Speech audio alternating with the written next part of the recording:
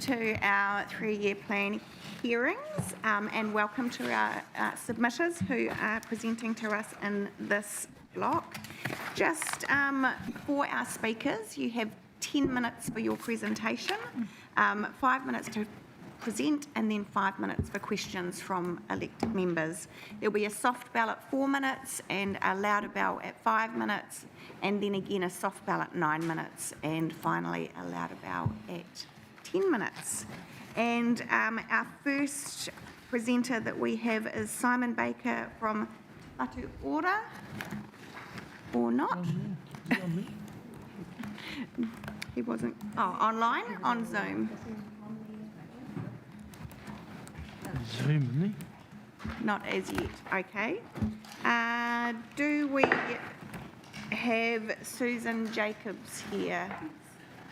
I would invite you to come up and kick us off. And Tanya, welcome to both of you. Representing Creative Arts Napier.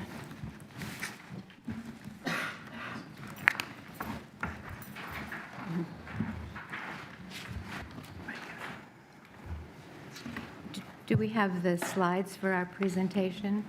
And that thing in front of We have our clicker. You should have a clicker in front Thank of you. Yeah, Thank you perfect. very much. Ngā mihi nui ki a koe, Kirsten. Ngā mihi nui ki a koutou. I'm Susan Jacobs, Chair of Creative Arts Napier. I've just been the chair since October. Most of you, or many of you, will certainly know Tanya Wright, who is our manager for just a little over a year, since December a year ago. And we're really pleased to be here. We thank you for this opportunity to speak to our submission. And so what we'd like to show you quickly, because I thought we had 10 minutes to present, quickly is a bit of an overview of CAN's successes in the last 2.5 years period of our current service agreement, and some financial data from the last year. And then obviously we have a pitch to make to you, and those will be the last couple of slides. And we hope that you will see how well CAN has been performing on a very small staff and a very tight budget. We'd also like you to see that we are meeting the objectives of the grants review objectives, which I understand Napier City Council is currently carrying out to help them determine the best use of their grant money. And you'll see those objectives of the Grants Committee that I mentioned in the written submission. So just speaking to the outcomes of the service agreement between our organizations in a very broad brush way, the first outcome really speaks to the quality of information that residents and visitors have available to them about Creative Arts Napier and the kind of work we do and the support of community arts. And so in the last 2.5 years, you'll see that 18,000 people have visited, and more recently, we've seen increasing tourist numbers who often comment positively on Creative Arts Napier as compared to their local community arts center. They comment on the vibrancy, and occasionally they make a small purchase. But it's really pleasing to see those numbers coming up. To attract people and to ensure that people do have the information about Napier's community arts centers and the artists, you can see some of the approaches that staff use to ensure that information. And in addition, many of you will probably also receive the fortnightly newsletter that comes by email. Outcome 2 is really about the promotion of community arts at a grassroots level for people of all ages and all sorts of interests in the arts.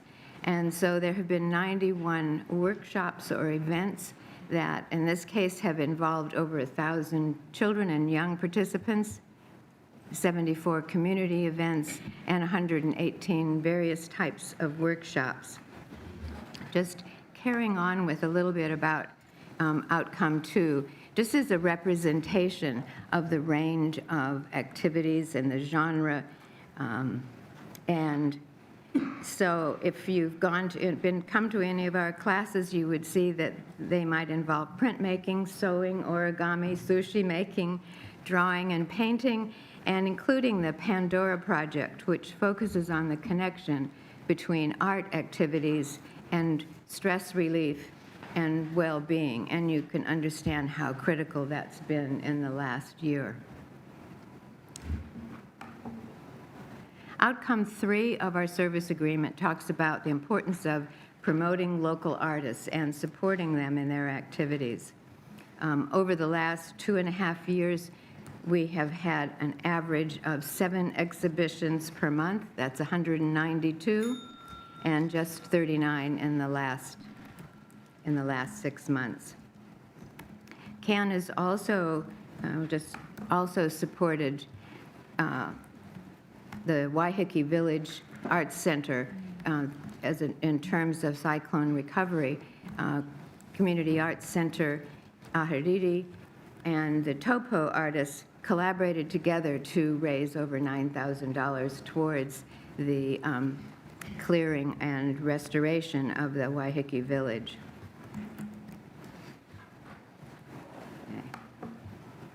So outcome 4 really is about supporting our volunteers. They are the lifeblood of CAN. We couldn't operate without our volunteers. And Tanya and the team do a great job of supporting them, celebrating them, and recognizing their contribution. And while we note that our volunteers' value is roughly the equivalent of 1 full-time person. Remember, a volunteer is just a volunteer. They might go overseas for 2 weeks or 6 weeks, and somehow we have to fill those spots. Let's talk money now. We're enormously grateful for the financial and other support from Napier City Council, and we greatly appreciate having Rhonda on our board as Napier City Council representative. But you'll realize also how inflation and other rising costs make it very difficult to live within a budget. I'm sure you're all very familiar with that. So just to give you an overview of our last financial year, 48% of our income was derived from commissions and sales, rental of space. We gained 14% of our income from grants and 38%, thank you very much, Napier City Council. So there was our total income. Our expenditure, and like any organization that provides a service to the public, staffing costs, payroll are the bulk. We pay 8% of our income to the council for rent, and then other operating expenses. And if you notice the sums on the previous slide, you'll see that last year we made a small surplus of a whopping $5,000. Right.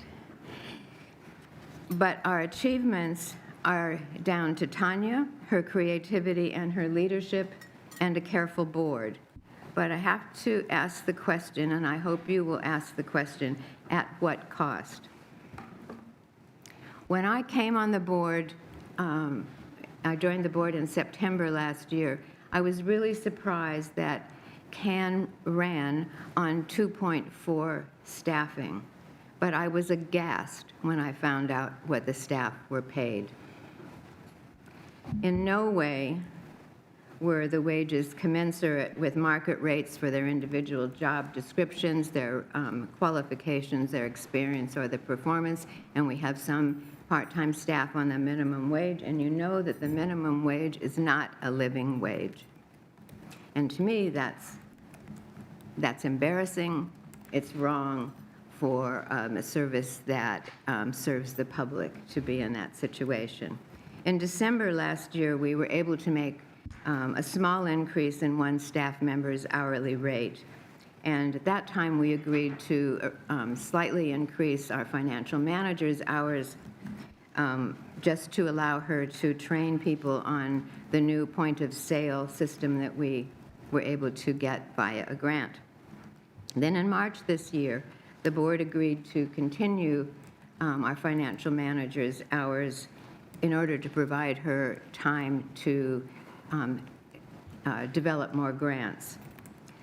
That may be a sort of a static position because everyone is going to be applying for more grants. But we have to be in there working hard. We also, in terms of the increase to the minimum wage, agreed to top up that minimum wage by 50 cents an hour. And we also agreed then to very small increments for other staff.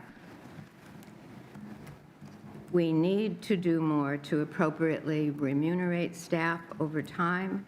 We have to ensure that staff are not burned out and that as a consequence, we lose members of our high-performing team. And it's also essential to ensure that there is an adequate staffing level so that staff aren't trying to juggle 2 or 3 roles simultaneously, particularly when a volunteer might be ill. I think you will appreciate the need to move from 2.6 staffing to 3 FTEs. It was therefore upsetting to learn that the service agreement would be rolled over for a year. Adequate staffing and moving towards appropriate hourly wages, and I just mean moving towards them, do show that our initial draft budget shows something like a $41,000 shortfall. And obviously, we won't carry on with that draft budget, but we will have to arrive at a very tight budget. Nevertheless, we must keep faith with staff and all the broader team. And so we ask Council to consider a waiver of our rent for the coming year. A modest amount for Council, but a big difference to CAN. Perhaps a peppercorn consideration of a rent of $1 could be applied. Thank you for your consideration. Thank you. Tēnā koutou, tēnā koutou, tēnā koutou katoa. Thank you very much, Susan. And I would like to congratulate your small but highly effective team. CAN is an incredible community facility. I've been there a number of occasions for exhibition openings and other activities, and it's always a pleasure to go there. So we certainly do appreciate everything that you do on behalf of our community and the visitors. It was lovely to see you Friday night. So I will just open up to councillors for any questions. I think it's a very well laid out submission. Thank you. We clearly understand what you're asking for. So if there's no questions from councillors, obviously this will be part of our deliberations tomorrow. So thank you for taking the time to come and present to us today. Keep us in your heart. Thank you. So now we will go to Dr. Simon Baker from Te Whatu Ora, who is online, and it is submission number page 49 in the upper page numbers on the, really, we'll have them 2-page numbers. Welcome, Simon. Can you see and hear me? We certainly can. Okay, well, thank you for the opportunity to first do a written and now an oral submission. The submission's been written by Health New Zealand, Te Whatu Ora, National Public Health Service, Health New Zealand. It's a very long name, I know, in the Hawke's Bay district. And with the National Public Health Service is a part of Health New Zealand. I mean, we acknowledge that the council has a leading role in ensuring public health is protected through the management of drinking water, wastewater and waste and other issues. And we see the council as a key partner to us in improving the health of the population with using a health and all policies approach. So that health, wellbeing and equity are key considerations in all policy and decision making. We congratulate you for doing that.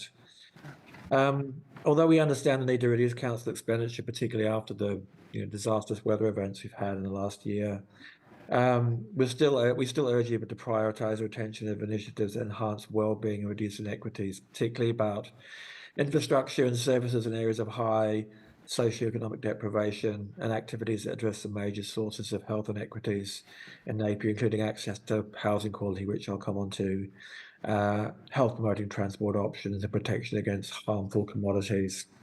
Essentially, we see councils very much as a key partner, and we think you've got a big role to play in ensuring and improving public health.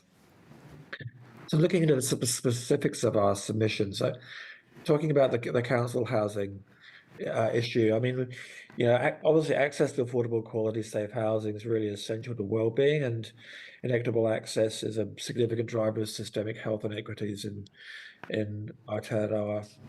Poor housing is really not really good for people. And we're concerned that the social housing demand and poverty levels for children in Napier will only increase as a result of the proposal to shift focus to retirement health vision only. We are concerned that moving away from council-owned housing will significantly affect people. We know that local councils can do play an important role in the provision of affordable housing, and other regions in the country have, with similar affordable housing shortages, are finding a way to continue to provide housing for those in need. And we're particularly concerned that the housing stock may not meet the healthy home standards due to insufficient funding for the maintenance and upkeep. It's obviously particularly of a concern to vulnerable communities. But yeah, basically, we do see the council has a real role in responding to housing security, and would support council exploring options other than selling off the current housing portfolio. That's our main concern. Moving on to building up community resilience. Yeah, we totally support you and continue resilience building for Napier City as a response to the increasing likelihood of severe weather events related to climate change. We look forward to working with you on that. And on moving on to the Ahuriri Regional Park, in our previous submission, we supported the investment in the park for a number of reasons, reducing the potential for outbreaks of communicable disease through improved water quality, fewer disruptions to community events, and the ability for iwi and hapu to safely resume mahinga kai, the ability to gather seafood which would otherwise be compromised. So we, maintain a position of support for restoring the estuary, and hopes that both Napier and Hawke's Bay Regional Council can prioritise investment into improving Ahuriri. And finally, moving on to alcohol licensing fees. Are we aware that in some parts of the country, licensees pay a larger proportion of their applications, and we would support ratepayers paying less of the application fees for liquor licenses. And we know that other parts of the country have managed to do this, and we think this is something the council could explore. It might slightly reduce the burden on taxpayers at a time when, ratepayers at a time when obviously ratepayers may be having to share increased burden because of the the weather events and all the issues you've had with infrastructure since that time. So that's all I really wanted to say. I'm happy to take any questions. Thank you very much, Simon. And just wanting to confirm with you with regards to our council housing, that you're aware it was just the social housing component of that, so approximately 70 units that we were consulting on selling, and with the intention of focusing on our retirement villages, of which there's over 300 units. Yeah, we're still keen for you to retain the social housing as well. I think that was your option 1A, wasn't it, to go to continue to support the social housing rather than the 1B, which I think was to move only to supporting retirement accommodation. That's correct, yes. Yeah. Yeah. Right, I'll just open up for any questions from councillors. Councillor Bogue. Kia ora.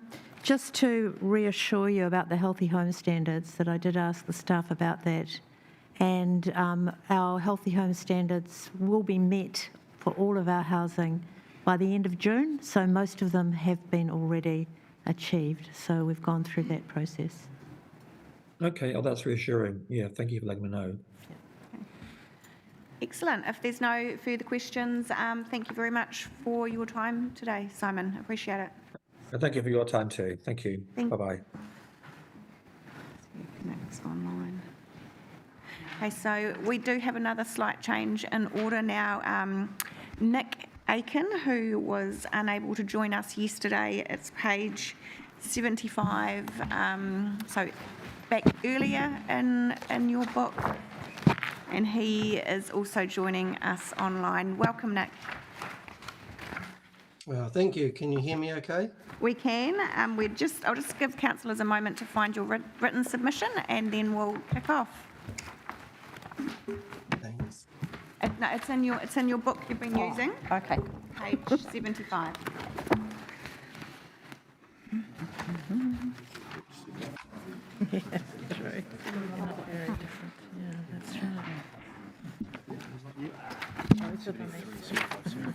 Yeah. Right, I think we're all good to go. So the floor is yours, Nick. Right, thank you.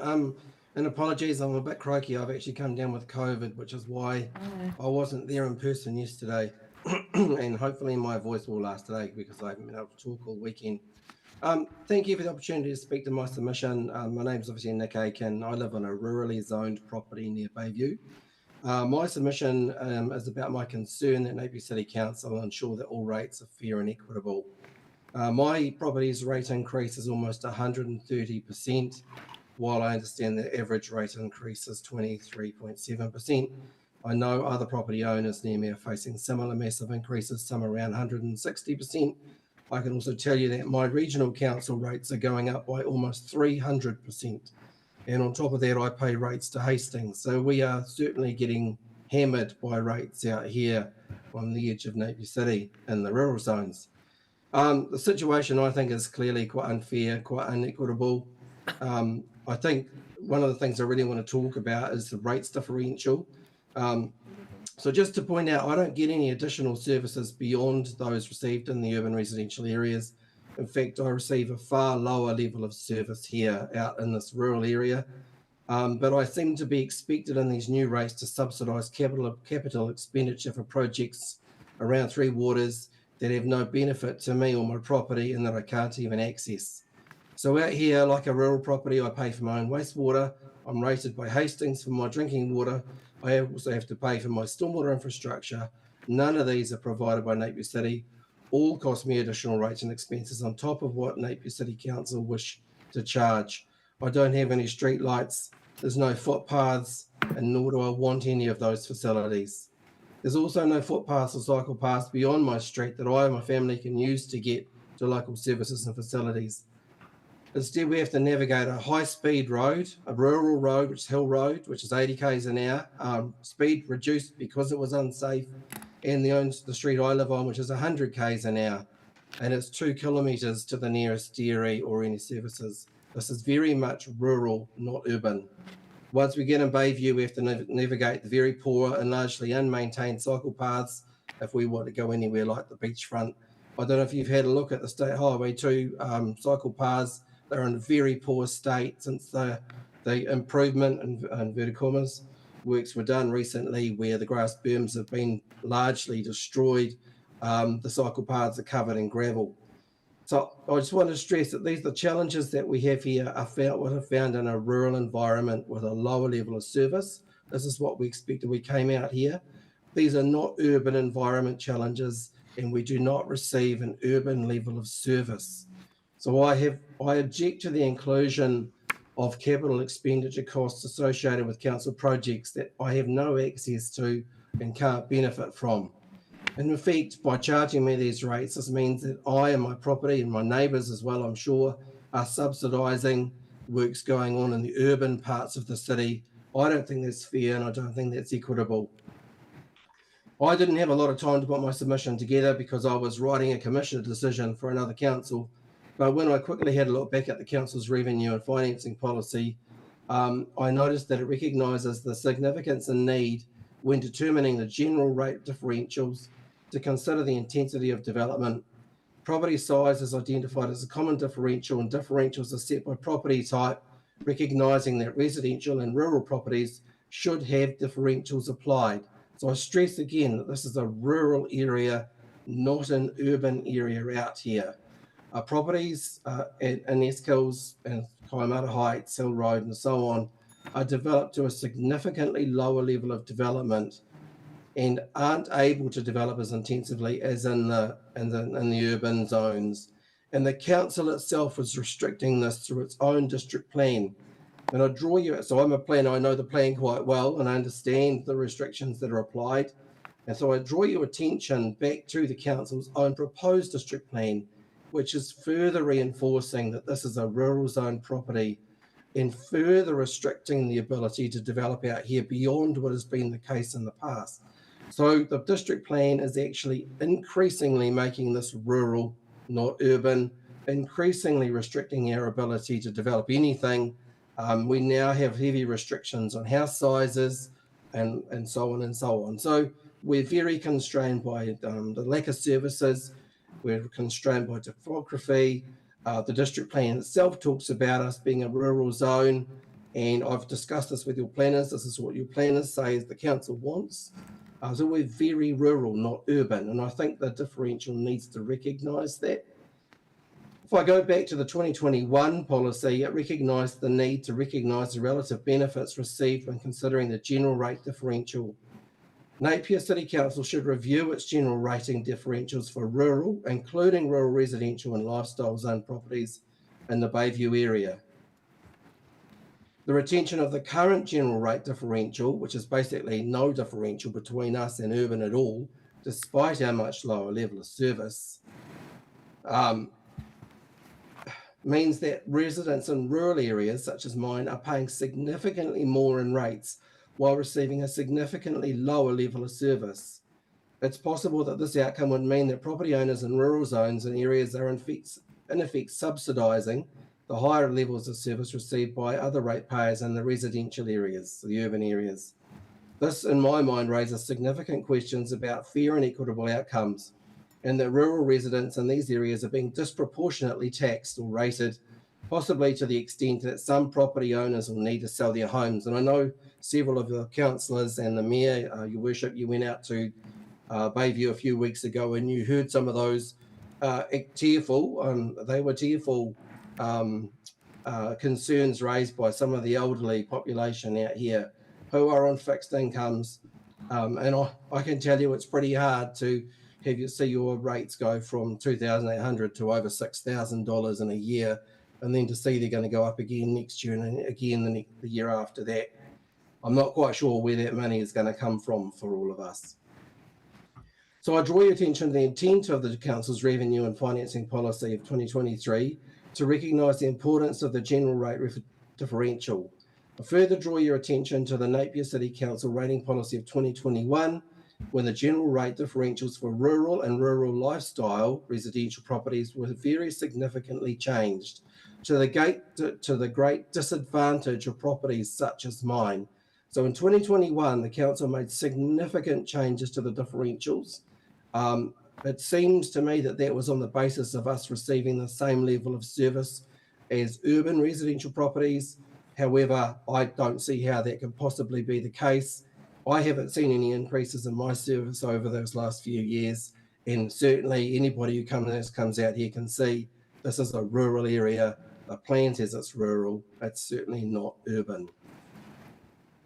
The recent revaluation by QV, while outside of Napier City Council's control, has now resulted in an outcome where those 2021 changes are now very significant. So in the past, when those valuations were much lower, the dollar value wasn't so bad. They probably flew under the radar of everybody, like it did for me. Now we've had these massive increases in our valuations. I'm not quite sure why. Now that differential is very, very significant. And now those differentials or those changes in 2021 are resulting in what I would suggest are perverse outcomes and a lack of equity. And basically, people in these rural zones are now subsidising the urban areas, and that's not fair. So while the council may not be able to change the QV valuations, it can review its rating differential. I submit the council return to the differentials, or some equivalent of them, that were in place up to 2021. And for rural, which I submit should include all of Esk Hills, Kaimara Heights, Hill Road and Kaingaroa Place, Hapapi Lane, SV Road and so on, the rate differential should be returned to 63.74%, which is what it used to be. of the residential other rate to reflect that we do not receive the same level of service as urban residential properties, and we have a much, much lower level of development on our properties, meaning we have a much lower impact and drain on council services, even if we are able to access them, which we have to drive to get to them because nothing is walkable from here.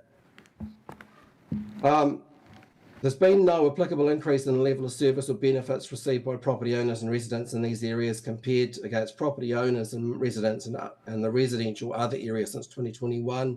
And in my view, there's no justification to retain either such a limited differential as 90% and certainly not 100%. So my submission is very much that we return back to the differential of 2021, which will reduce the rates out here down to a more equitable level and more correctly reflect that these are rural properties as constrained by the council's own district plan. So this isn't like Kent Terrace out here. This is a rural zone in the council's plan, not an urban zone. And we have very heavy development restrictions on us. We can only develop to a very low level of intensity, and we can only build relatively small houses. So even though we have bigger sites, we are restricted by our house size now, thanks to the proposed district plan, which I don't think we were consulted on, but anyway, too late now.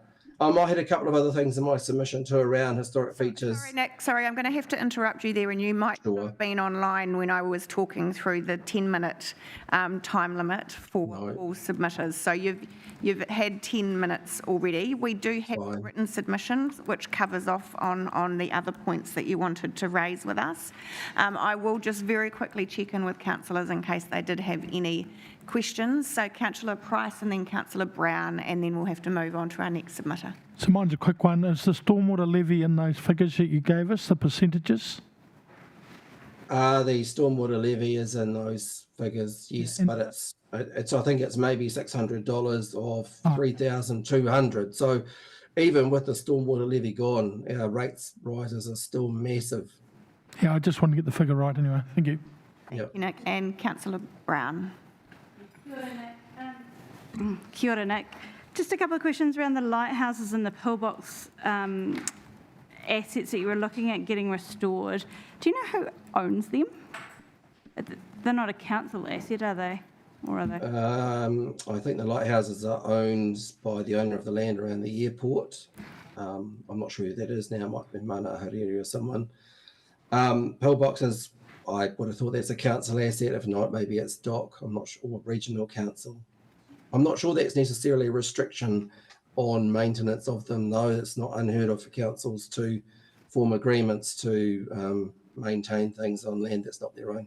Yeah, and I understand there is already a charitable trust set up that is working on fundraising for the historic lighthouses. That's already a community-led project that's underway. Okay. Excellent. Thank you so much for your time, Nick. And for Sorry, and I was waiting for a bell and I didn't hear one. No, you probably couldn't hear it very well. Sorry about that. But and I hope you're feeling better soon. Fingers crossed. Thank you. Thank you very much. I'd now like to invite Sally Davenport to present to us, please. Yes, please. Yeah. And also, just in case you weren't here at the beginning. 10 minutes. 10 minutes, yeah. I've timed it. It's 10 minutes, 47 seconds. If you could smidge it down a little bit, because we want some time for questions from councillors. 10 minutes, 47. I've already smudged it down.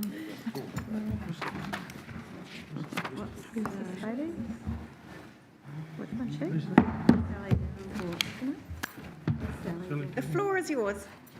Good afternoon, ladies and gentlemen. I feel and believe the situation we find ourselves in is way bigger than a box-ticking exercise in order, in essence, to say that you've met the legislative requirements of you for consulting the community. I'm going to give you a little bit about me first. I was born in 1957. I was raised by a mum who was born in 1925 and went through the Second World War as a teenager and a young woman. She was evacuated from her parents in Birmingham and simply had to get on with it. Her parents lost everything, precious, much loved and valuable antiques absolutely everything during the bombing of Birmingham, and they just had to get on with it. The family lived for years through rationing. My mother's wedding dress was not white because fabric wasn't readily available. It was made creatively of several different fabrics. I've been wealthy and I've lived the real high life, and through personal circumstances, I've subsisted on the pig bins from Big Fresh for a period. I'm not proud of it, but that's where I've come from. I now live in Perrimai, and despite health difficulties, I grow my own vegetables, I purchase from op shops, I recycle, repurpose and reuse.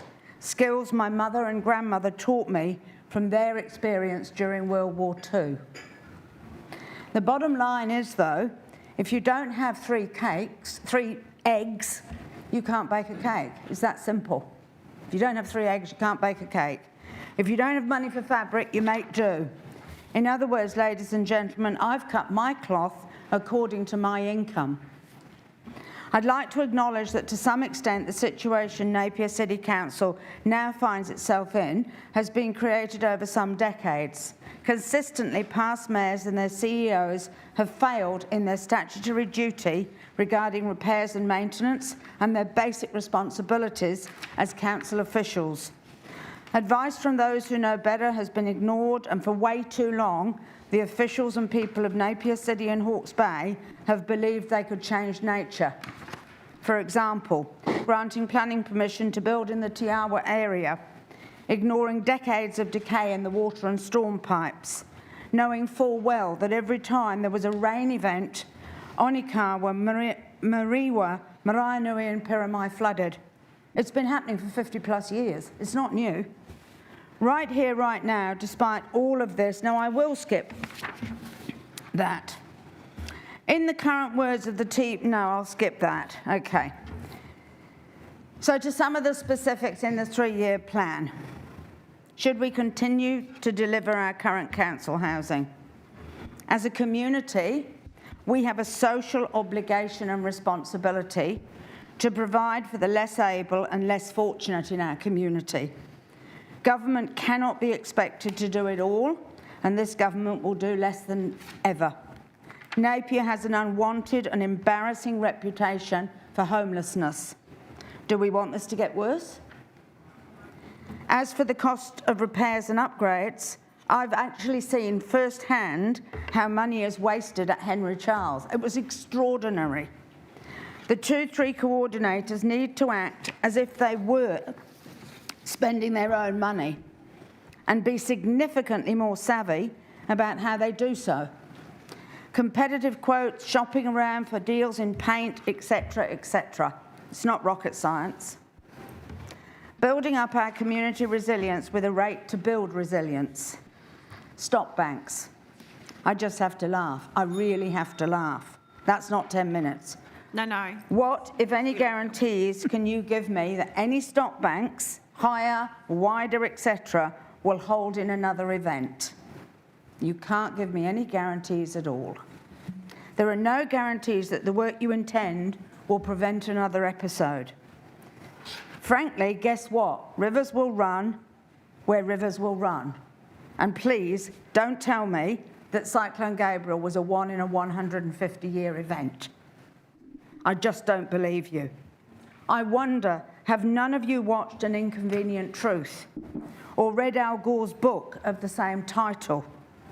Have you all been asleep at the wheel whilst the eccentric Huntenwasser predicted what has happened, along with many scientists and environmentalists, over the last 50-odd years, more intensely in the last 25 years? And I've got to say that this morning, the headline in the UK, where it's summer, is Britain braces for one of the wettest summers on record. And outside here on the first day of winter, it's 19 degrees. We need to face up to the fact we live in a floodplain with lots of rivers, and climate change is happening right now. We can't stop it. A new approach to managing council's investments. What is the definition of insanity? Doing the same thing over and over again and expecting a different result.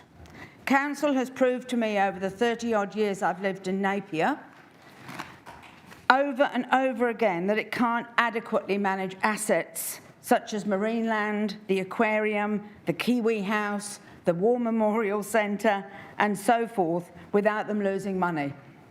It can't even adequately manage our infrastructure. It's been an absolute dog's breakfast. They have all lacked proper scheduled investment in repairs and maintenance. The fiasco of the War Memorial Centre makeover, the continuous leakages at the aquarium, and so on and so forth, strongly suggests it could be cheaper and more efficient to have professional asset managers. And I have to ask, in any event, what is council doing building aquariums or remodelling the War Memorial Centre when the city infrastructure is falling apart? Reviewing your fees and charges. Back to the beginning, cut your cloth accordingly. Some of these fees are mandatory for most residents, whatever their income. Some fees are levied on items which would be considered optional and non-regulatory. Maybe these items could be increased as they could be considered luxuries, not essentials. A change in how we fund some tourism facilities. I'd question whether they will ever become self-supporting, loan or no loan. The mindset has to change where the bank account, aka the rates bill, is not subconsciously seen as a bottomless pit. Napier City Council's office accommodation. I know you're renting space. I know staff are challenged in communicating. I know the library archives are not readily available. I know the museum is not adequate as a library. All of which was pointed out to a number of you sitting here before the old building was demolished. Again, look at the costings as if they were being funded by your own bank account. And do we really need the number of consultants? In my world, I think not.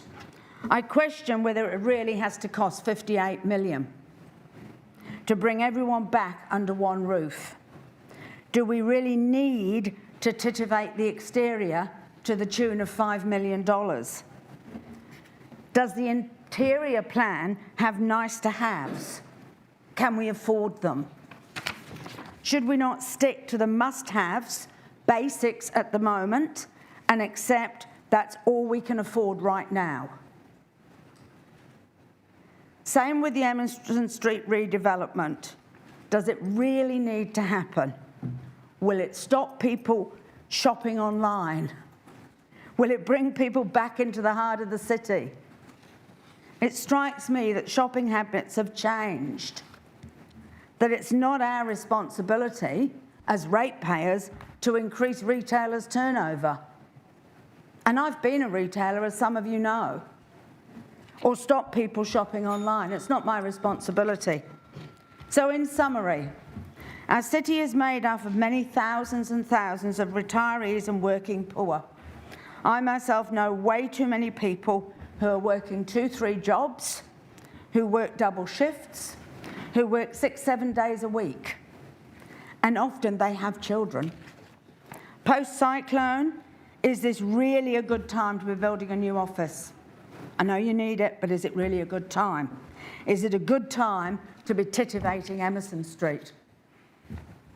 Whilst the majority of you sit in your wealthy, comfortable homes, the ants below are struggling to survive.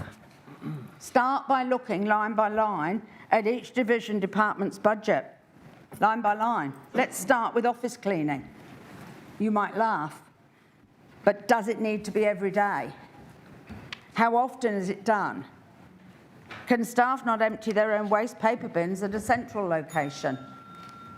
Next, staff. Too many, too much inertia. There are staff, clearly, who work really, really hard, but there are staff who clearly cruise through on the backs of those who work hard.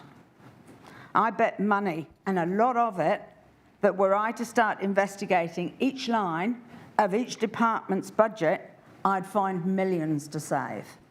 And I am prepared to bet money on that. but then I'm not protecting my domain, my job, or my status. And printing. Does it always need to have to be colour? Is it even necessary? Will black and white suffice? Yes, take on board the must-have test versus the nice-to-have test. Plus, I would implore all council staff to have the litmus test question instilled in their heads for all spending, even the office stationery. Would I agree to this expenditure if it was coming out of my bank account? Does this represent value for money? Can I get better value another way, supplier, design, etc.? I'll leave you to get on with it, and I thank you for your time, but cut your cloth accordingly. You cannot afford to be all things to all people.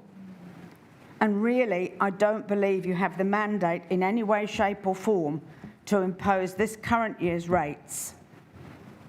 Thank you very much indeed. Thank you, Sally, for your submission. I will very quickly check in with councillors because we have gone over time already, but is there any questions for Sally? No. Councillor McGrath. Just a clarification with regards to the stop banks.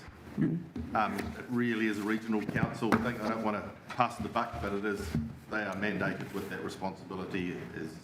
I'm sure you have input into it though, and I still don't think they're going to protect us. But Okay. thank you, Richard. Thank you very much for taking the time to come to speak to us, Sally. Thank you. Now, Vanessa Moon, I thought I saw you at the back. Are you happy to go now? I know we'd indicated 2 o'clock, but no? Oh, no, you're not, Vanessa. So that's my... sorry, are you... John, is it? David died. Sorry? David died. 3 o'clock. Oh, okay. Sorry, 3 o'clock? Okay, yeah, so sorry, we've got other people that are here that have got earlier times, thank you. Suzanne Miles. Online. Oh, here she is. She's joining us online.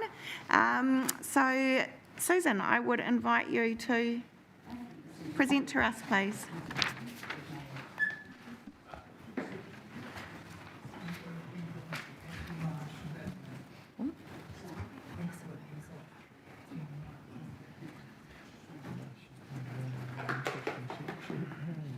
Could have said me other bit. You've got time to spare. No, we don't.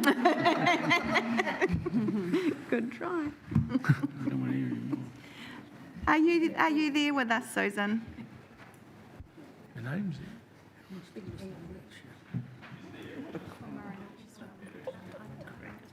Okay. She's on mute. talking. Right. Had her cameras off. You're on mute, Sue. Susan, How about now? Can you hear me now? we can hear you now. Thank you. Oh, thank goodness for that. Sorry about that. Thank you for the opportunity to speak.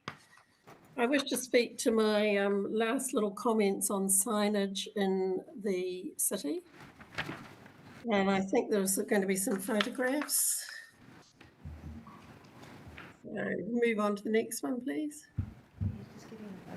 I'm an Art Deco guide, so I've had 30 years of telling people about our city. And if we look at this picture here, the Hawke's Bay Chambers, it used to be quite a good building with quite good signage, apart from the trademark Super Dry. And then recently we've had Alona and Crystal Aura come along and do their own thing, quite sadly.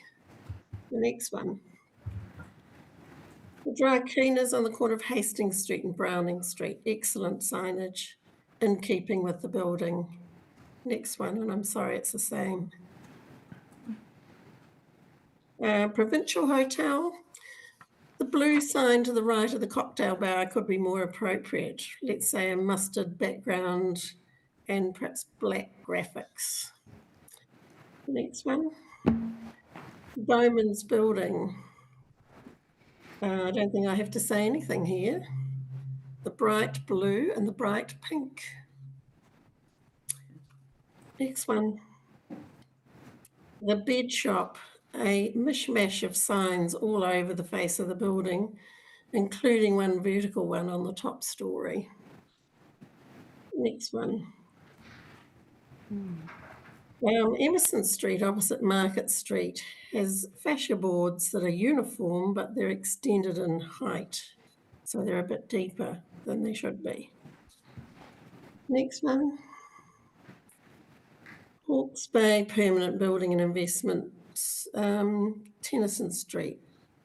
The signs are very large and detract from the building, especially the tattoo sign on the window. I have not sought permission for these, by the way. These are my personal comments. Next one. Good signs perpendicular to the buildings along Herschel Street. Next one. The Buddhist temple sign, regrettably the colour and the flags are not particularly good against this lovely Louis Hay building, but they may possibly be related to the Buddhist faith. I'm not sure about that one. Next one. Tennyson Chambers, excellent signage and awnings match the building colours. Next one. Rosie O'Grady sign perpendicular to the building, good use of colour with the building, black and a sort of mustard goldy colour in the script. Next one. Napier Central Store, good font and colour in the context of the building. Next one. Boyd Dunlop, not bad colour-wise, but the height of the fascia board is taller than it should be. Next one. Hallsbury Chambers, the Casey sign above the height of the adjoining building, which is good. Doesn't detract you from the Hallsbury Chambers. The round perpendicular sign on the building is really unobtrusive and excellent. Next one. 3 degrees, what can one say? It's painted over the terrazza. Pretty much vandalism, really. Next one. The ITS Tech Solutions, it's rather oversigned and overcoloured, really. Next one. Mutual Chambers, Hastings Street, next to the ASB, inappropriate colour and inappropriate font. Next one. Garment in the Masonic Hotel building, very pink and no reference at all to the great building and entrance of the Masonic. Next one. A&B affordable accommodation in the Backpackers in Herschel Street. It's a great sign. Next one. The phone repair and spare, Lower Emerson Street. I think this is a new sign. It's a bit oversized and inappropriate in colour and font related to the building. Next one. Department of Curiosities. Quite good signage with respect to the building and colours. Next one. Chantal and Harpy in Hastings Street. The fascia board is grossly oversized, sadly. Next one. Oh, so that's a repeat. Reasonable signage. Next one. AMP building has suddenly grown a forest of signs. There appear to be 2 advertising Mary's and 3 advertising the tattoo parlour, including a sandwich board that's plonked in the middle of the footpath. So it's a hazard. Next one. Minton's Bookshop, excellent. Next one. EB Games. How many times do we have to be told that it's EB Games? 4 times. Next one. The Bed Shop, oversigned. And the next one, it's the AMP building with the sandwich board in the picture. As a guide, I've sort of been rather alarmed that this signage hasn't really changed much in the time that I've been doing Art Deco guiding. It would be great if the fonts and the colours could be eliminated, and I'm not sure that the legislation in Napier is as tight as it is in Hastings. Thank you for the opportunity to speak to you about something that's probably quite low on the list from the sound of things. Thank you very much, Susan. You're obviously very passionate about our Art Deco heritage, as are many of our community members, and it's lovely to know that people care. Thank you. Just quickly check in with council officers whether our proposed district plan has some additional provisions in it around our signage, or even if you could bring that back to us for tomorrow. Yeah. So we are working through an update to our district plan, Suzanne, which is our document that often has the rules and guidelines around signage, etc. So we're just going to get an update from council officers to see what provisions may be in that around the issue that you've raised for us today. Thank you. Are there any questions from councillors? No? Okay, so thank you very much for zooming in and presenting to us today, Susan. Thank you. Thank you. Now I did see Vanessa pop in just earlier, so Vanessa, we'll welcome you up to the front here to talk to us. And just so you know, it's 10 minutes in total. And just to leave some time for questions from councillors, there will be a soft ballot 4 minutes, hard ballot 5. Perfect, yep. So you know that you're halfway through. And then another soft ballot 9 minutes. So that may be a challenge. Okay, change of focus, I guess. Sorry, down here. Is that good? Right. Unfortunately, I am going to read my submission today because I don't have the confidence to do otherwise, so I apologise for that. So,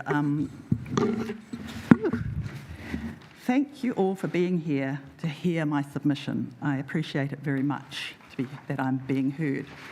I want to begin by acknowledging the challenges we have all been living with to varying degrees since the November 2020 severe weather event in our city, which caused widespread flooding and slips in Napier with damage to people's homes and businesses. Following on from this came and you'll see there is a reason why I'm talking to you about this. Following on from this came the COVID pandemic, which had a huge impact on our community, causing loss of life, disruption to lives and livelihoods, and deep divisions within our nation. Next, there was Cyclone Gabriel in February 2023, with a loss of life, destruction of many people's homes and livelihoods, and damaged infrastructure. And the impacts of this are ongoing for many people. Then came the cost of living crisis, overlapping with a very divisive national election period and the upheaval caused by a change of government, which has rapidly changed many of the policy settings of the previous government. This has had a flow-on effect in many areas of people's lives, including uncertainty around council decision-making, just when councillors and staff are consulting on their long-term and district plans. And somewhere in there was the Three Waters issue, which also took up a lot of council time and caused a lot of controversy within the community. Unfortunately, all of this is just a taste of worse things to come, as I discussed below. Now to the substance of my submission.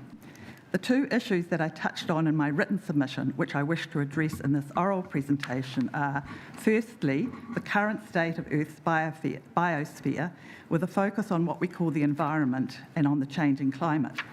This issue falls under the Council's strategic priorities to Toko to Moana, a resilient city, and Hawaii Taurikura, spaces and places for all.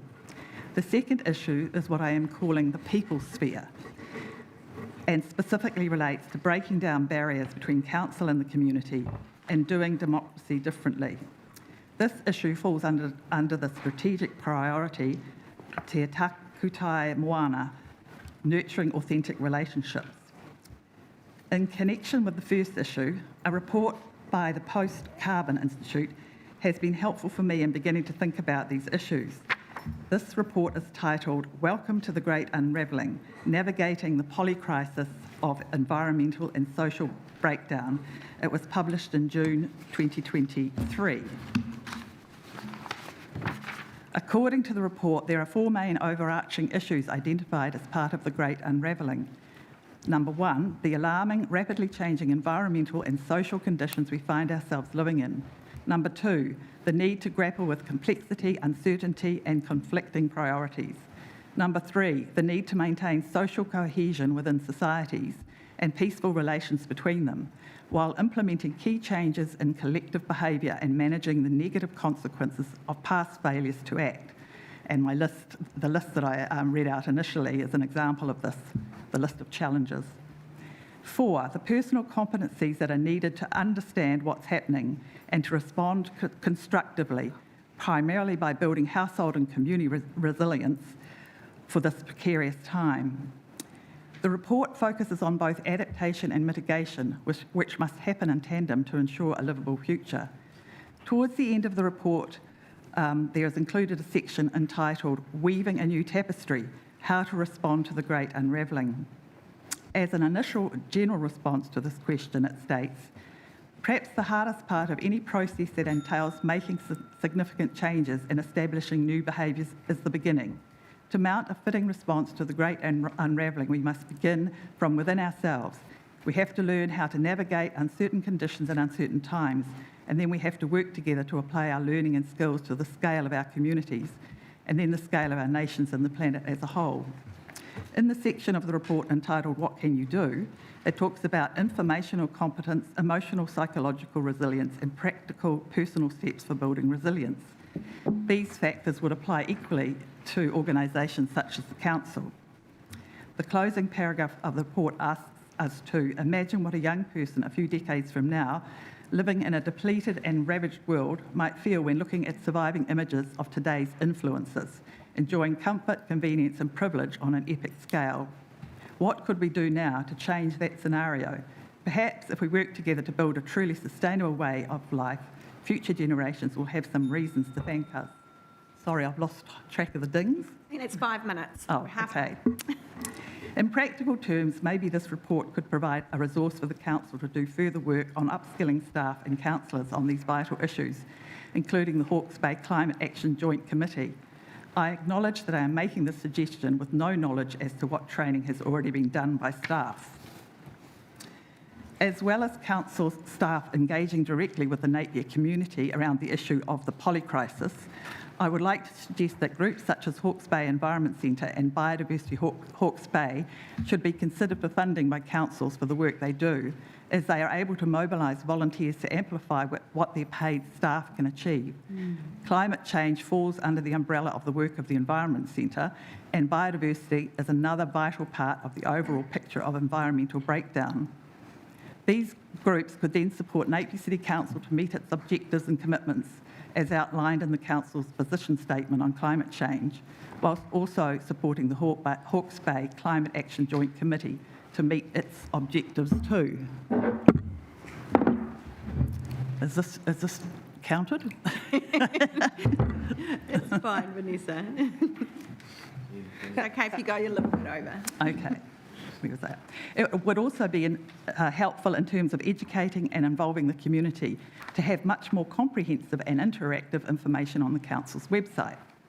Returning to the second issue that I wish to focus on in this submission, people, community and democracy, I have found two organisations based in Aotearoa, New Zealand, who are working in this area.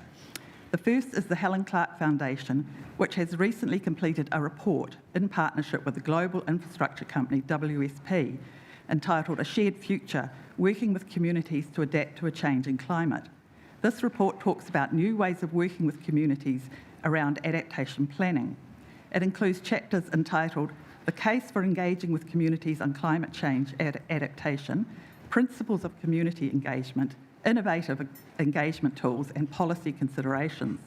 The report also includes a number of case studies on projects undertaken in Aotearoa, New Zealand in recent times, including the development of a participatory adaptive strategy for managing coastal hazards in Hawke's Bay. It also includes another case study called the South Dunedin Future Program, which is very relevant to Napier, given that we have similar topographies. Another organisation working in the area of council engagement with their communities is Koi 2, the Centre for Informed Futures at the University of Auckland, Waipapa Taumata Rau. There are several pieces of work done by Koi 2 that are of interest to me, and maybe they will be of interest to the council too. The first is a piece of research entitled Complex Conversations, a Deliberative Democratic Model for New Zealand. The second is a collaboration between Koi 2, Te Wē Charitable Trust and the Gisborne District Council called Empowering Communities Through Deliberative Democracy. This was a discussion between people from each of the three organisations and was recorded on video. A quote from an article entitled "Using Deliberative Democracy to Explore the Future of Auckland's Water Supply" provides a definition of this process. Deliberative democracy processes come in a variety of shapes and sizes, from tiny deliberative cells to large citizen assemblies, but they all share some key elements. First, the people involved are randomly selected from the target population, be it a neighbourhood, a city or a country, in a manner similar to jury selection. Second, they are given a clear remit by the commissioning body and a commitment to take their recommendations into account when making decisions. Third, they're well resourced to engage with the question. They are given enough time, access to relevant knowledge and experts, often of their choice. They're paid for the hours spent. Food and adequate space is provided. And finally, then they are expected to find a shared ground, perhaps not the solution that they are most passionate about, but something they can all live with.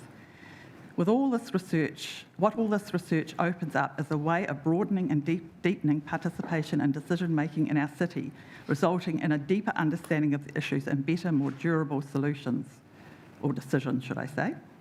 This could also break down some of the us and them barriers that often arise between council and community.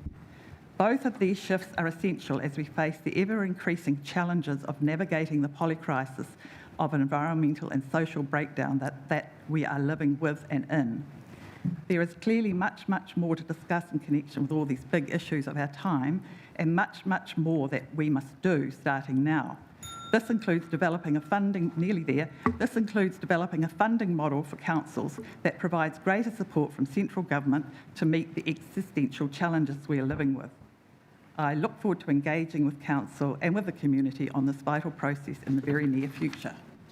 Thank you. Thank you very much, Vanessa, for that very comprehensive submission. Appreciate all the thought you put into those two key things you wanted to talk to us about. We did actually have quite a lengthy debate in our council meeting last week around that sort of participatory decision-making process and citizens' assembly type tool for engagement, and it is something that we're looking to integrate into our engagement toolkit. So watch this space. It's definitely something that we're quite keen to explore. So we'll just very quickly invite any councillors that may have a question. No, and we have your written submission here, of course, which we will also be including in our deliberations tomorrow. Right, thank you. Thank you so much for taking the time to come and present to us. I do have a written copy of my presentation with links, so can I give that to someone? Yes, absolutely. If you, Gemma will grab that computer and she can take copies for us all to have that. Thank you very much. On the hub. Good. Yeah, lovely. Thanks, Vanessa. Thank you. I'd like to now invite John Cockram to present, please. Welcome, John. Thank you. There'll be some slides coming up. I'm John Cockram. I'm a penguin biologist based at Nash University in Palmerston North. Thank you, everyone, for the opportunity to talk with you today. Come to talk about the value to Napier of the National Aquarium. Do we have the slides coming up? Here we are. The value of the National Aquarium. And there are two kōrera, little penguins there. As a penguin biologist, I work with community groups. I have study sites around New Zealand. Here in Napier, I've been coming to Napier for the last 5 years or so, working with the port, designed and built the kōrera Sanctuary, and have been working with the people at the National Aquarium and the birds there. Go to the next slide, please. Oh, I can use this. Oh, nice one. Oh, yes, you take a clicker there. Yep. Good one. Thank you. The National Aquarium has quite a variety of species of native animals, and there is an enormous value for people to get the chance to see native animals that previously they probably only have heard of. We've got kōrera, kiwi, tuatara, tuna, the eels, a variety of fish, reptiles and amphibians, including tuatara. There are displays about rocky shores, about Pania reefs. The aquarium is an education opportunity and a tourism opportunity. For my own work with the kōrera, there's a whakatōki that underlies the work. Hei kōrera, hei toho oranga. The little penguin is the sign of life. And the concept here is that the health of the korora population indicates the health of the coastal marine environment. People are interested in penguins. There are enormous storytelling opportunities that come from work with penguins, and from this notion that how the penguins are doing tells us about how the ocean is doing. Here we have the korora exhibit at the National Aquarium. This is the best opportunity in New Zealand for seeing korora in a facility like this. It's also the best facility in New Zealand in terms of gathering information about the birds. There is a collection of information done here by Bex and her colleagues that isn't done anywhere else. And here we have Bex, who works at the aquarium on the left, and Ritika, a student from Mass University. And Ritika has been working with data collected from the aquarium. And we're learning things about the penguins that could never be learnt from birds in the wild. It complements what we do in the wild. So this little squiggly line is a graph for the bird flip.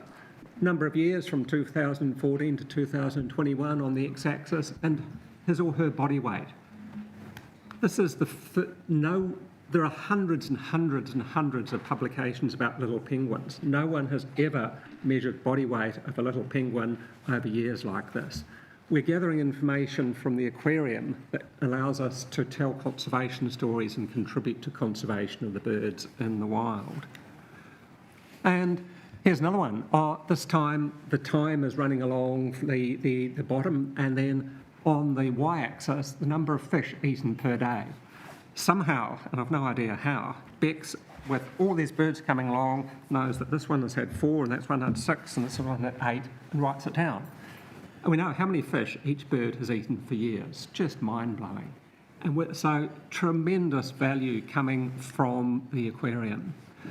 Just a couple of news articles. We know that the birds out in the ocean are getting a hard time. This was February 2023, seabirds facing massive starvation. And this is a picture showing sea surface temperatures back in 2022. Just the take-home message is there's lots of red. So birds out in the wild and the sea are suffering challenges. And at the aquarium, we can tell stories to people that relate the birds in the aquarium to what's happening outside. So here we have the story to talk about and to answer questions about. With the National Aquarium, and up the top you can see we have community visitors, people from the city and the local and the Hawke's Bay, visitors to Napier, tourists. So we have both. And the aquarium provides opportunities we can see for conservation, for advocacy, for species, for education, for research. So there are people coming from outside and from locally, and a multiplicity of benefits that come from the opportunities at the aquarium. Now I'm happy to take questions. Thank you very much, John. And speaking for myself, I'm very jealous that you get to work with penguins all day, every day. Yeah. I'm very jealous of Bex at the aquarium as well. We're very proud of our little penguins, and we know that it adds so much value for all the reasons that you've outlined in your submission today. So we appreciate you taking the time to come and champion on behalf of them. And I guess I'm sure that Rachel has let you know that we're sort of very much in the early stages of, looking at what the future of the aquarium is, with no firm decisions made whatsoever at this point in time. So we're looking forward to engaging with all the key stakeholders as we navigate our way through that journey. So on that note, I'll just open up in case there's any questions from councillors. Councillor Bogue. Yes, remembering the days of Marineland and, the animals in captivity and all that sort of thing, is the reason we hold the penguins in captivity to better understand the species or for tourism? Are they better off in the aquarium than they would be out in the wild?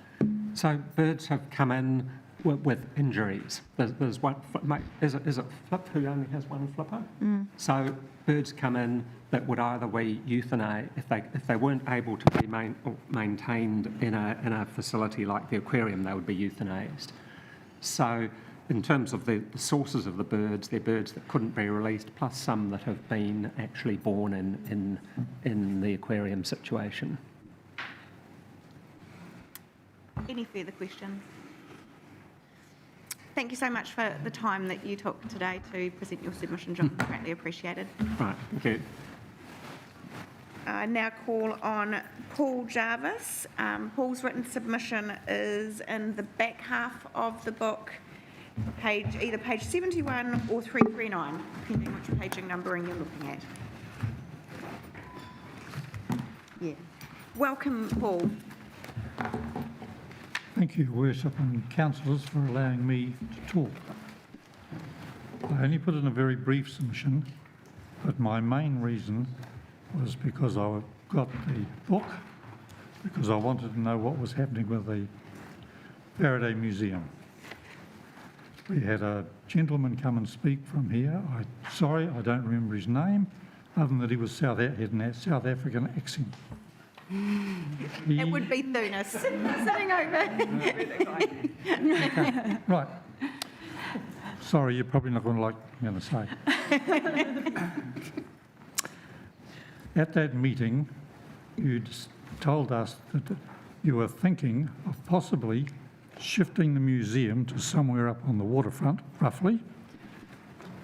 And we kept saying that we wanted to be involved in any discussions.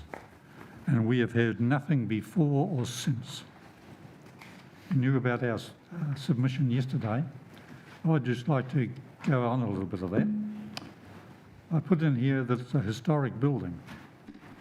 It is. It's 130 years old. It survived the earthquake with just some wall damage, as the pictures we've shown that they've got propped up. They've been repaired, and since that time, for all the earthquakes we've had, we've never had any problems. We've had a few big ones over the years. Now, I meant to say beforehand, if I can just backtrack slightly, I picked up this thing and I thought, well, as I've got it here, I might as well answer some of the questions. Well, I'm sorry, but there was insufficient knowledge and prices on all the things you were talking about, particularly the library and the tower. You know, I personally think that you should spend the money to bring it up to code, and that being so, it is an asset that we will still have, as opposed to selling it all and then leasing property to council members. Now, once again, no cost on either. So what's it cost to fix those two? And then what's it cost to lease? Now, and also you talk about having a new library. I don't object to it at this time, but I think the money that you've maybe put aside for it, I'd sooner see going into infrastructure. Like, for example, down where I am in TRAV, you all know that all the subdivision went underwater. Now, I can't verify, but I was told that one of our big pumps down there was out of action on that day. Also, due to the rising water, they had because of the lack of power, they had a machine there for producing the power at Kenny Road. That had to end up being taken away because the water rose above where it was safe for it to land, to sit. So that is my one thing about infrastructure. I'm sure there's a lot more other that you know about. Now, getting back to the museum.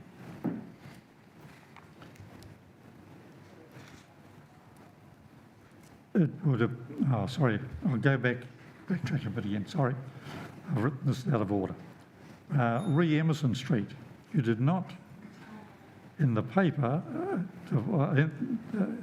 you did not in the paper about what you intend doing to this. It appears that we are like mushrooms kept in the dark. Or did the paper think that we didn't need to know about what you were going to do? A lot of people I have spoke to, and I was of the same opinion, why the hell do you want to spend money on that when we need infrastructure? I have since learnt differently, but I still wanted to voice it. Okay. Following on from my talk about overseas visitors, I would like to say that it is a place of learning about what we used as machinery. Never stop. You never stop learning. Children, parents, grandparents, also as volunteers, you got bits of information about items in the museum, like for instance, the lamps and tubes. They have been used for all sorts of things. And I was talking about them one day when the chap, I called him forward. I said, "You want to hear what I'm saying about it?" He said, "You don't have to." He said, "I've come from Auckland Hospital and it's used in every hospital in the world." Yeah. And the other one is I was talking to a lady about the Fulliga. She said, "Oh, we used to be in the council house living in Carlisle Street. And in the winter, we used to come over and swim in their pool. But there's no mention of a pool anywhere about it." So that's just a couple of things. Have the council been to the museum? Then have they been to the museum? Council should visit and read about the comments and comments about the museum. Also, how many councillors have actually been to the museum? I think you'll find most of us. Well, I'm quite surprised, mind you. There's some faces here. I'm usually good on faces, but I didn't recognise. Read the parking not being good. I agree. But in saying that, on Saturday the 30th of March, we had a very wet day. But we have a record amount of people in. It was 683. They were not deterred about the parking. Just a quick note about your manager. Sharon, she does a great job for the running and the exhibits and raising the prominence of the museum. Thank you. Thank you very much, Paul, and thank you for the volunteer work that you do at Faraday Museum. It is a much-loved facility. I used to go there frequently when my daughter was younger, and now I go along when there's events and we'll pop in to see Sharon. I agree, she's doing a fantastic job there, as are all of you volunteers. We really do, treasure what you do for us there, so thank you for that. With regards to the future of the museum, we've all been busy working on this 3-year plan at the moment, which is why you probably haven't heard anything more from Thunis and his team, but there will be a business case prepared just to look at the various options as to how the museum will look going forward, and whether that will be in the existing building or whether we do look at other venues, but there's no decisions that have been made as yet, and certainly the volunteers will be an integral part of pulling the information together that we need as we look to making decisions going forward. So you will definitely be hearing from us. Right.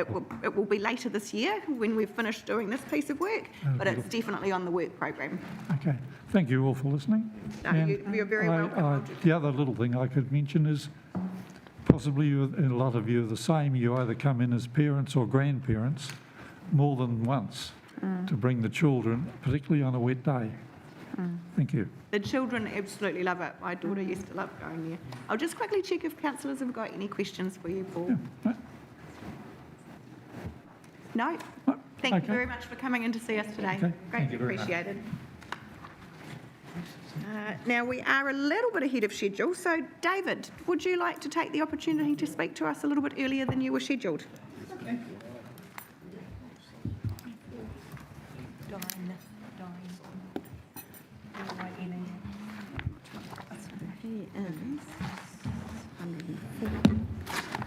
Welcome. Got to have me notes because my brain might not work. Right, my name's David Dyde. I'm an electronics engineer. I live in Taradale. And if this thing will give me some notes, that would be quite good.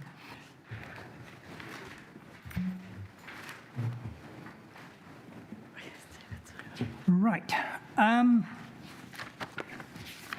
Probably you've heard from a lot of other people that the rates that are due to be charged are going to be excessive for a lot of us. Me personally, I'm looking at paying $120 a week in rates to the council for living in my house. My wife and I are pensioners. We will not be alone in this dilemma. I have savings and I can afford to do it for a while, but the savings will run out. At present, it would be cheaper for me to move to Auckland as far as rates are concerned. So you have not done well in maintaining a low rate. I live in a cluster on a hill. In that cluster, there are 5 houses. 4 of those houses are filled with people like me who are retired and have no other income than the pension. They will be feeling the pinch as much as we will.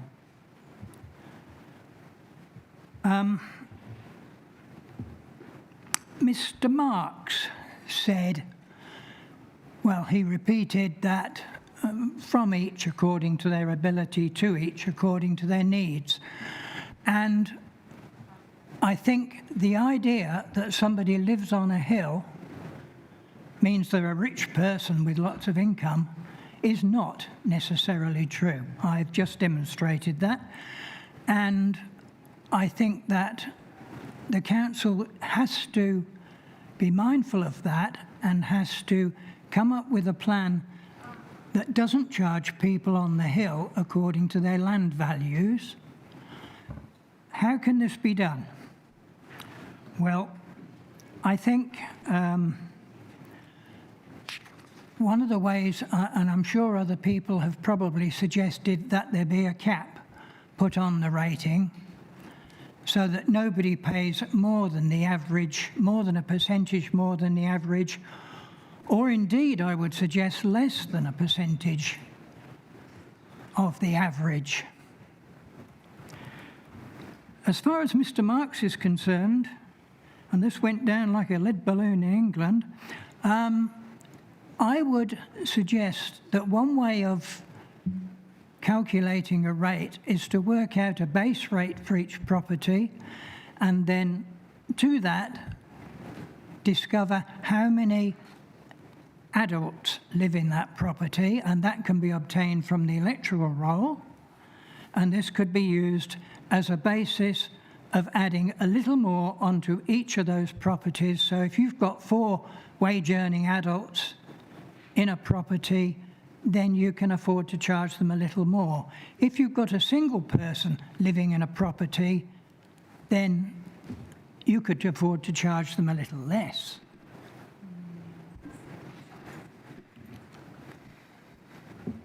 The cyclone has damaged my property as it has damaged many people's hills property.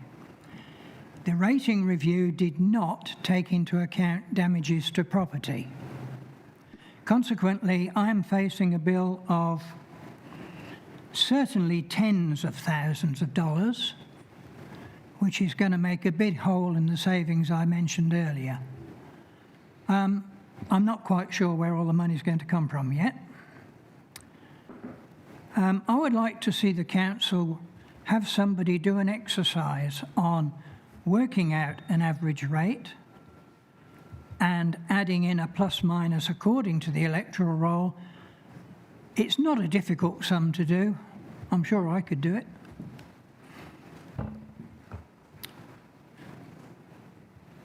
I'm wondering about the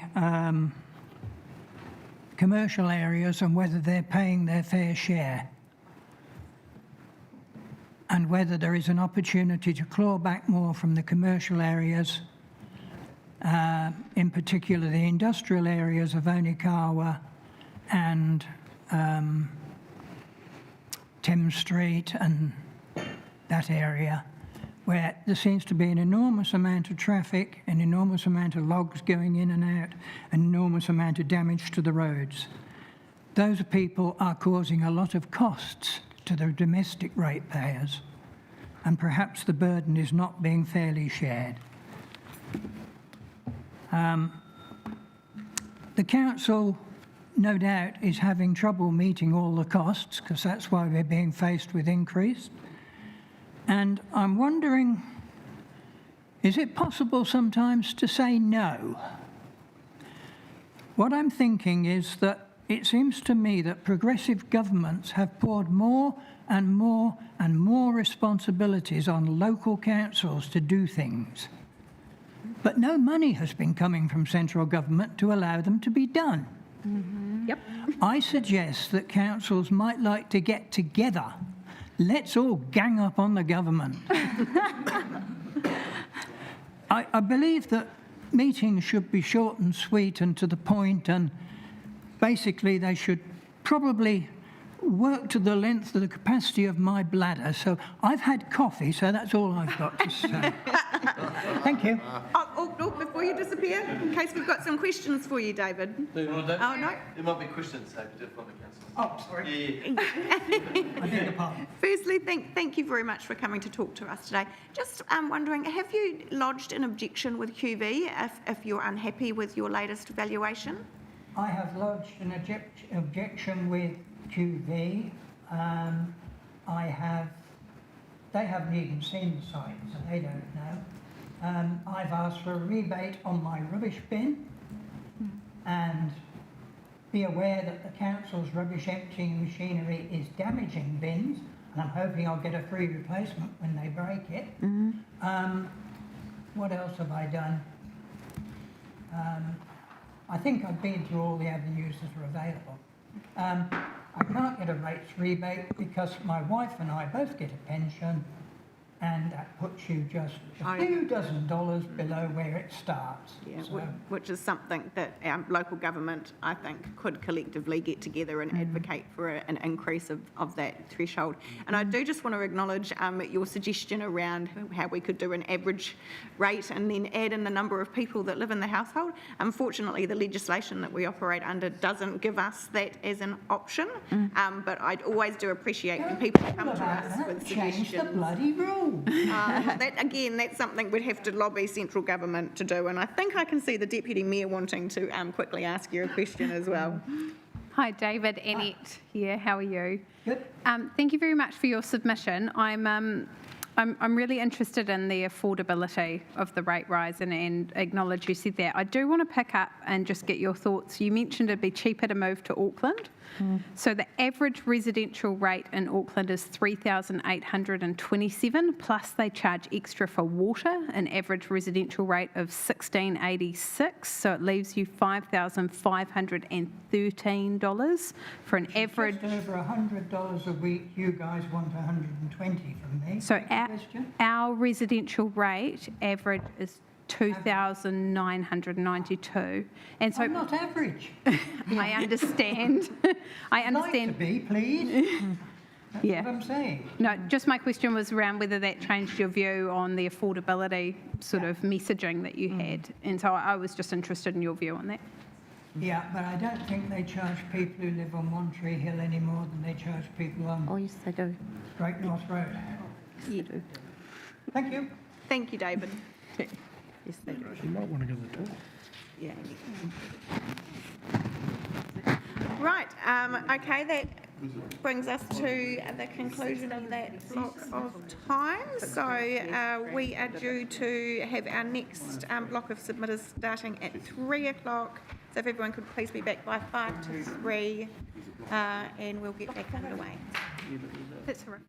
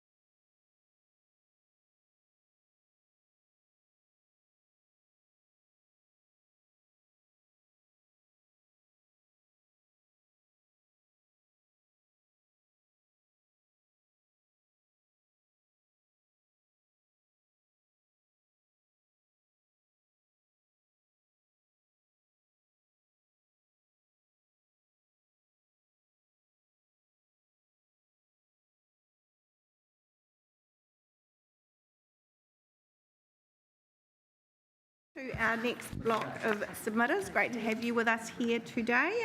Just so you know that each speaker has 10 minutes to present, which includes time for some questions from elected members. You will hear a soft ballot 4 minutes and 5 minutes, just to let you know you're halfway through. But if you're not quite finished your presentation, that's fine.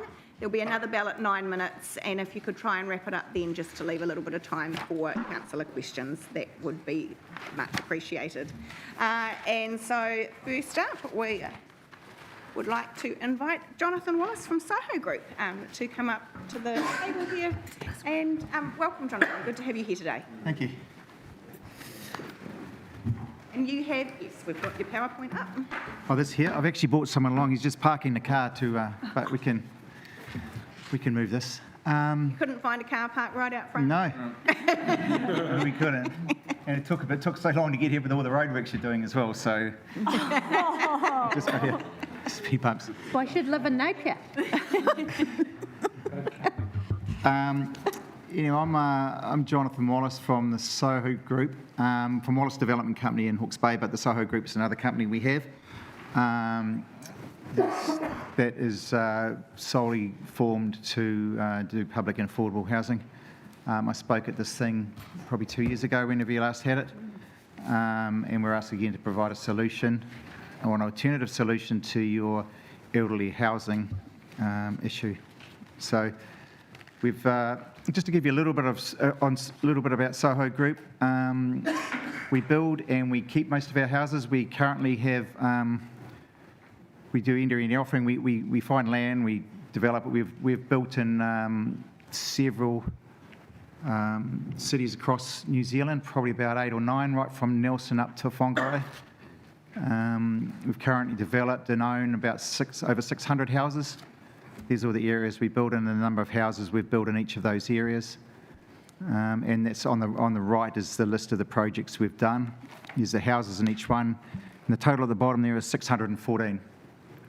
We actively got other projects that we're working through at the moment, and we're continuing to build a couple of hundred a year. Like we say, we own, we manage on a tenants, we manage the buildings. Most of these are leased to the government, to housing and urban development. So we do the asset maintenance and management, and Chip does the tenancy management. This is just, I'll just run through photographs of some of the projects we've completed.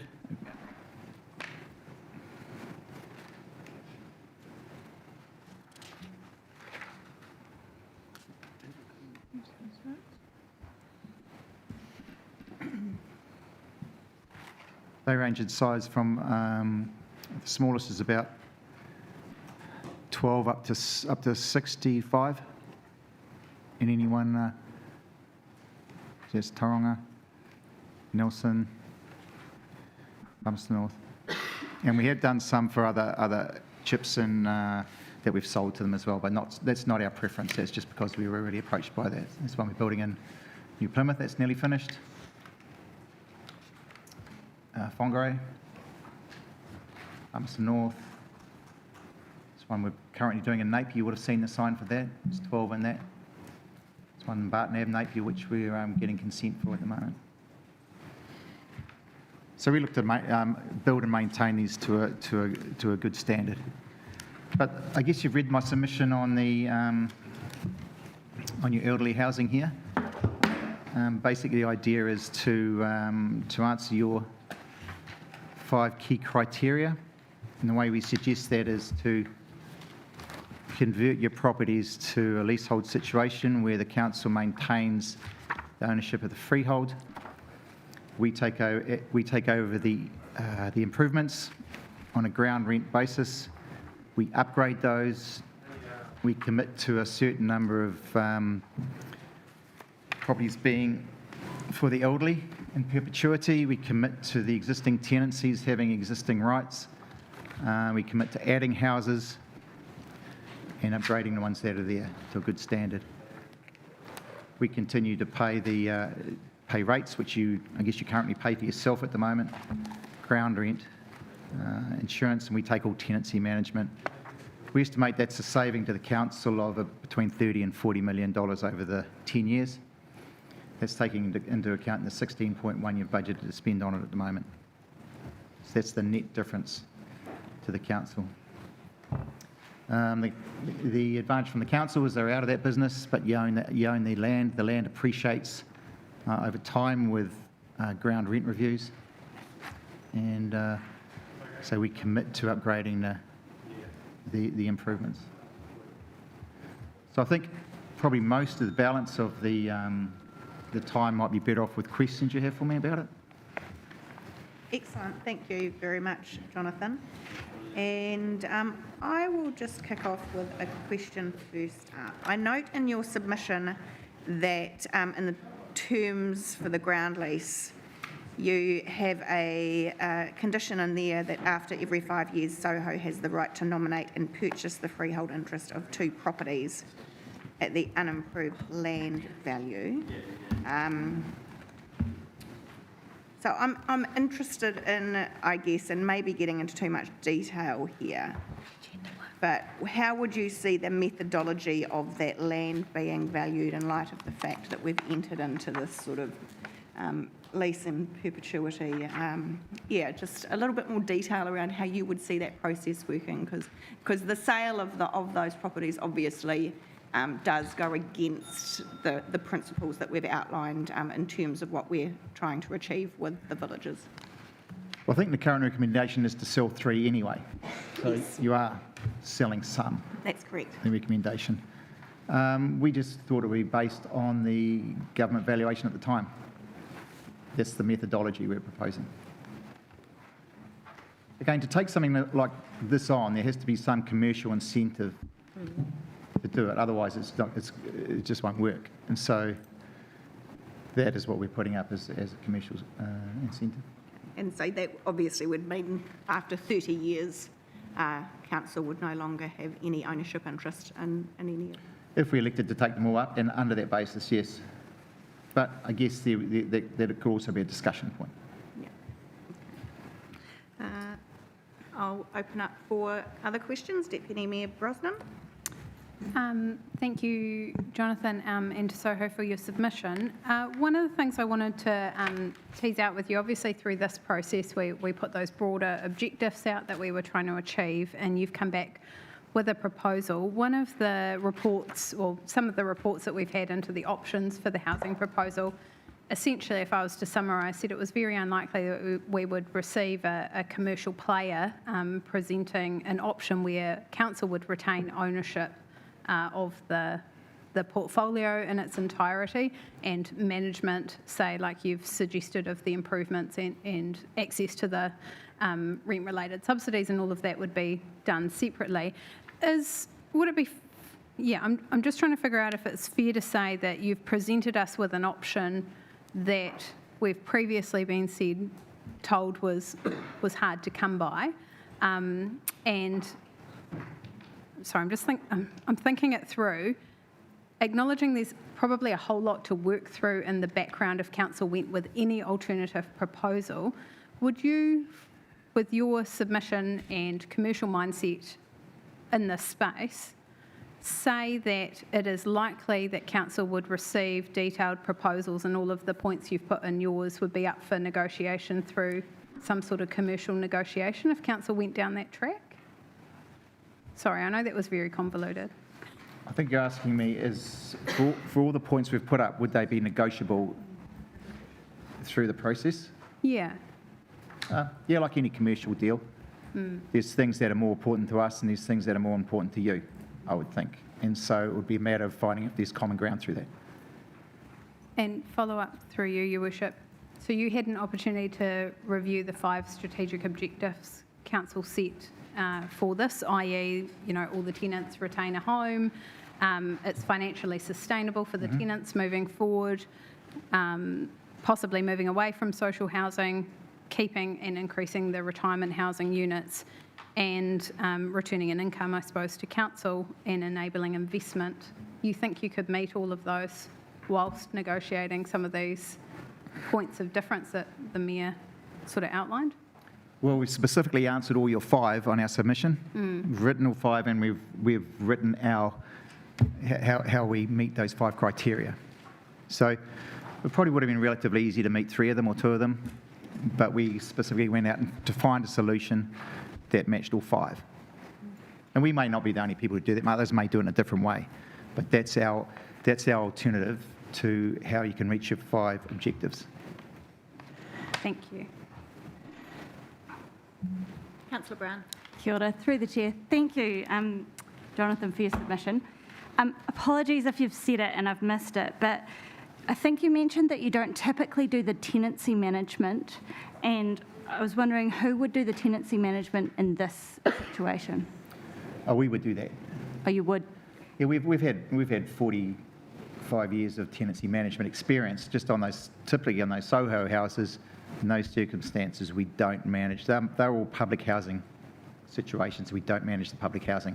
We've got a lot of experience managing both commercial and residential tenancies, and we would set up locally a specific management team to run them, as we also would set up our specific maintenance team.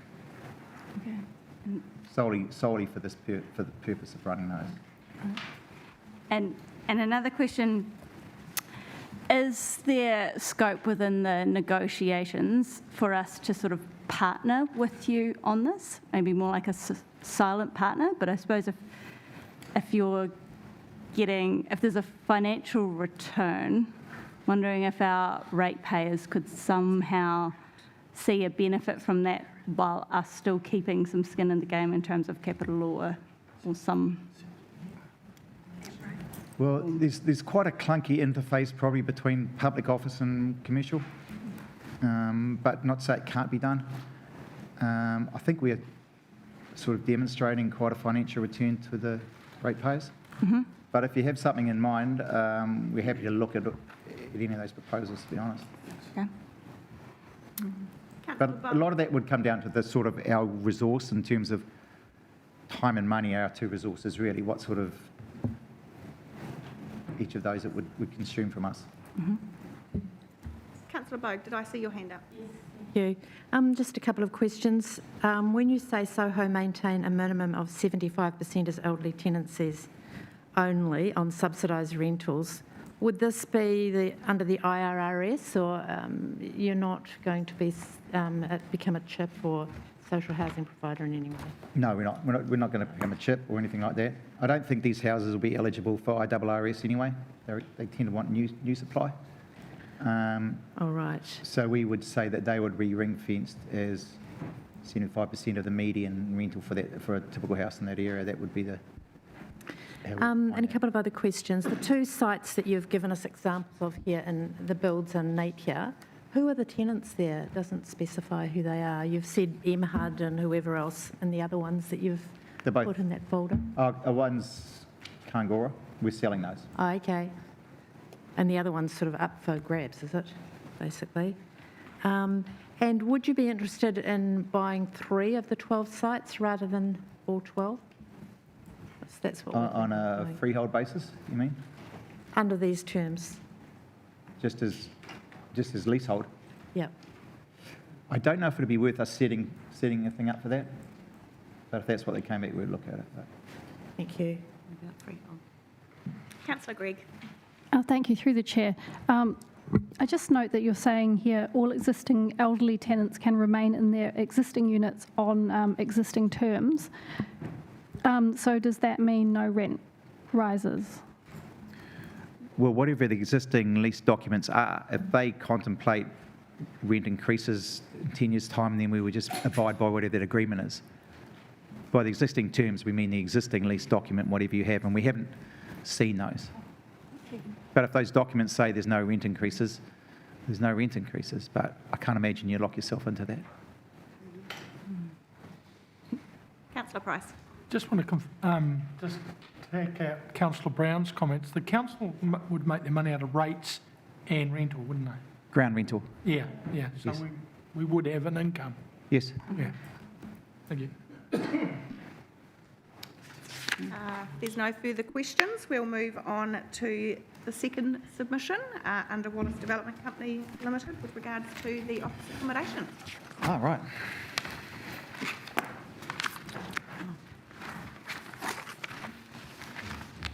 Did we have a PowerPoint for that? Oh, There we go. Well, I guess most people know who we are and what we do here. This is under Wallace Development Company, a company that's been going for 43 years. What we do is we own and we develop commercial buildings. You know that most of you have seen what we're doing on Dalton 40 area at the moment.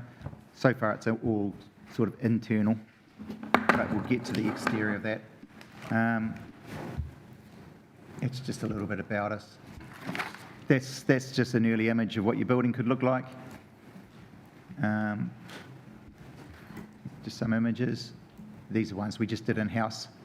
These are some of the buildings we have that are existing that we've transformed around the place. We've completed over 400 commercial developments, and we just think that we could put an alternative to the council to buy your building, renovate it and lease it back to you. We'd also give the council the right to purchase that building at any time during the lease tenure. So if you're concerned about, I think in your proposal you say it's economic to start with, but then it gets expensive as it goes on. You mentioned premium rent. I don't know why the rent's premium. It's just market rent. You can't change that. But if it helps that you don't spend the capital up front, we spend the capital, we take the development risk. We can either nominate the price or nominate a formula to find the price and give you the option to buy it any time during the lease tenure. This is what we do for a day job. So we think we can do it more efficiently, and just like you run a city better than us, we would probably do that building more efficiently, quicker, and like I say, and take the risk in the council. And if capital is an issue, it would be our capital in it. Thank you very much. Make some valid points. So I will again just check in with councillors. Councillor Crystal. Thanks for your submission, Jonathan. As part of the building the new library and that block, some of the efficiencies that happened was doing them at a similar time, that some of the things could be combined. I talked about plant and stuff. Would you be on board with doing some of those efficiencies that could come together with the two things happening at the same time? Yeah, I think so. Looking at the timing, that I think you want it finished in 27 or something. That's very, depending on how much time is lost up front, that's very achievable in our workflow. So yeah, you'd do it together. So you'd have construction together, working in efficiencies around landscaping and disruption, road closures, so forth. Thank you. Any further questions? No? Okay. Thank you very much, gentlemen, for taking the time to come in and speak to us today. We will be obviously discussing these at length during deliberations tomorrow. If you've got any spare time, you can zoom in and watch it. Thrilling stuff. And then we will certainly be getting back to you. So thank you for your submission. Thanks for your time. Thank you. Thank you. Our next speaker, I'd like to invite Phil Ross from Whatever It Takes Trust. Welcome, Phil.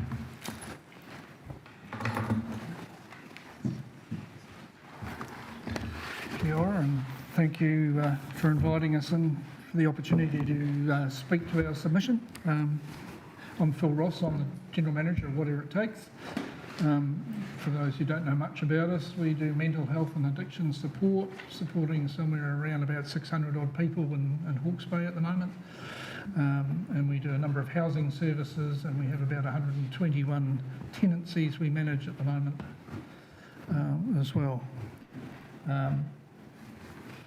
Kia ora whānau, ko hui brought in tōku ingoa, e mahi ana hau hei housing portfolio manager ki Whatever It Takes Trust. Kia ora. Kia ora. So, yeah, we're here today to talk and advocate for the homeless. It's part of what we do. The homeless are often voiceless, unwanted, unseen, and we're looking for the council support and the community support in this particular plan, but also plans going forward. Your support's vital in supporting these vulnerable people and the members of our community, and we need to make sure that we are supporting them. We know that the homeless are often seen as a burden. We do note that a number hold down jobs whilst they might be homeless, and even the City Assist surveys that they've been doing over the later months suggest that a number of the people who are sleeping in cars do actually have jobs, they just don't have a home to go to.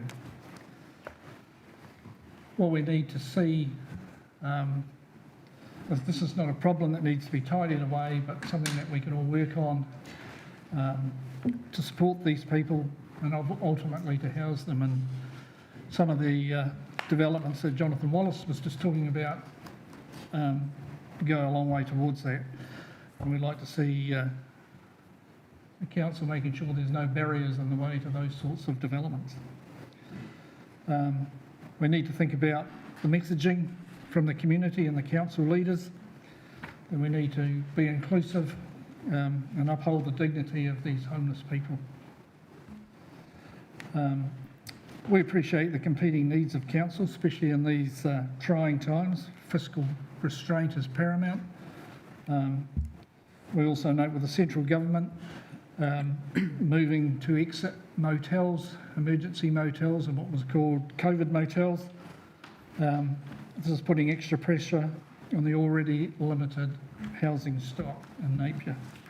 I mean, just looking at the recent housing registers, there are about 701 people or families looking for housing in Napier alone, and a similar number in Hastings.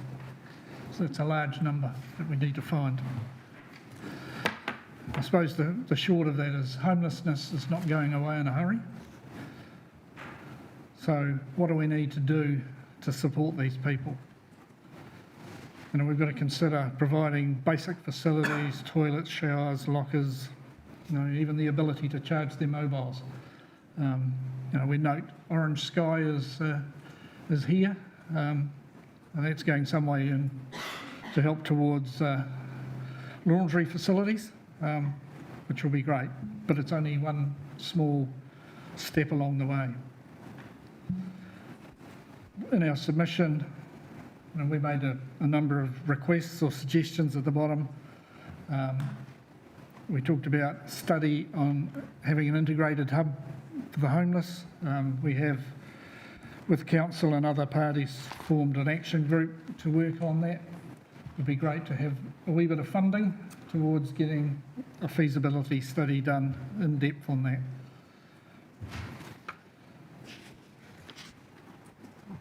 We need to make sure that the frontline staff and all of council in particular, I suppose, understand what homelessness is and what it means for these people. And the best way to do that is have the homeless people talk to you. You're always welcome to come down the outreach at any time and introduce yourself to the staff and find out what's really going on. We'd like to see direct and positive engagement. We've got to include these people in any decisions that we make, where we're going. We note the homelessness report that was adopted by the council in 2022 didn't actually have any interface with the homeless people. Going forward, that's a key to any of the decisions. We don't know what they want, they do.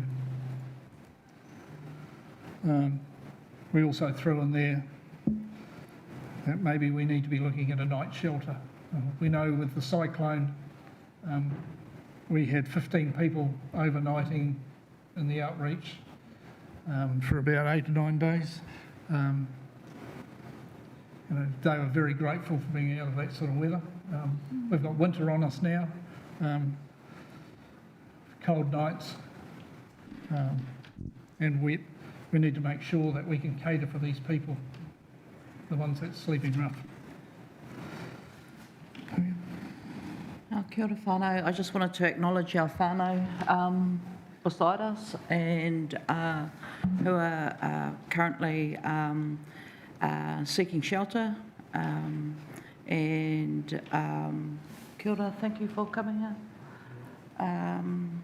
Yeah, they've given us the honour of speaking on their behalf, opening our doors, trusting us with requests to talk to their story, put it forward to the wider community and what inclusivity looks like for them. Basic needs, if we were able to provide that as a community, that would, you know, certainly help rebuild whānau dignity, and that's just a stepping stone to motivating oneself into other areas within their lives.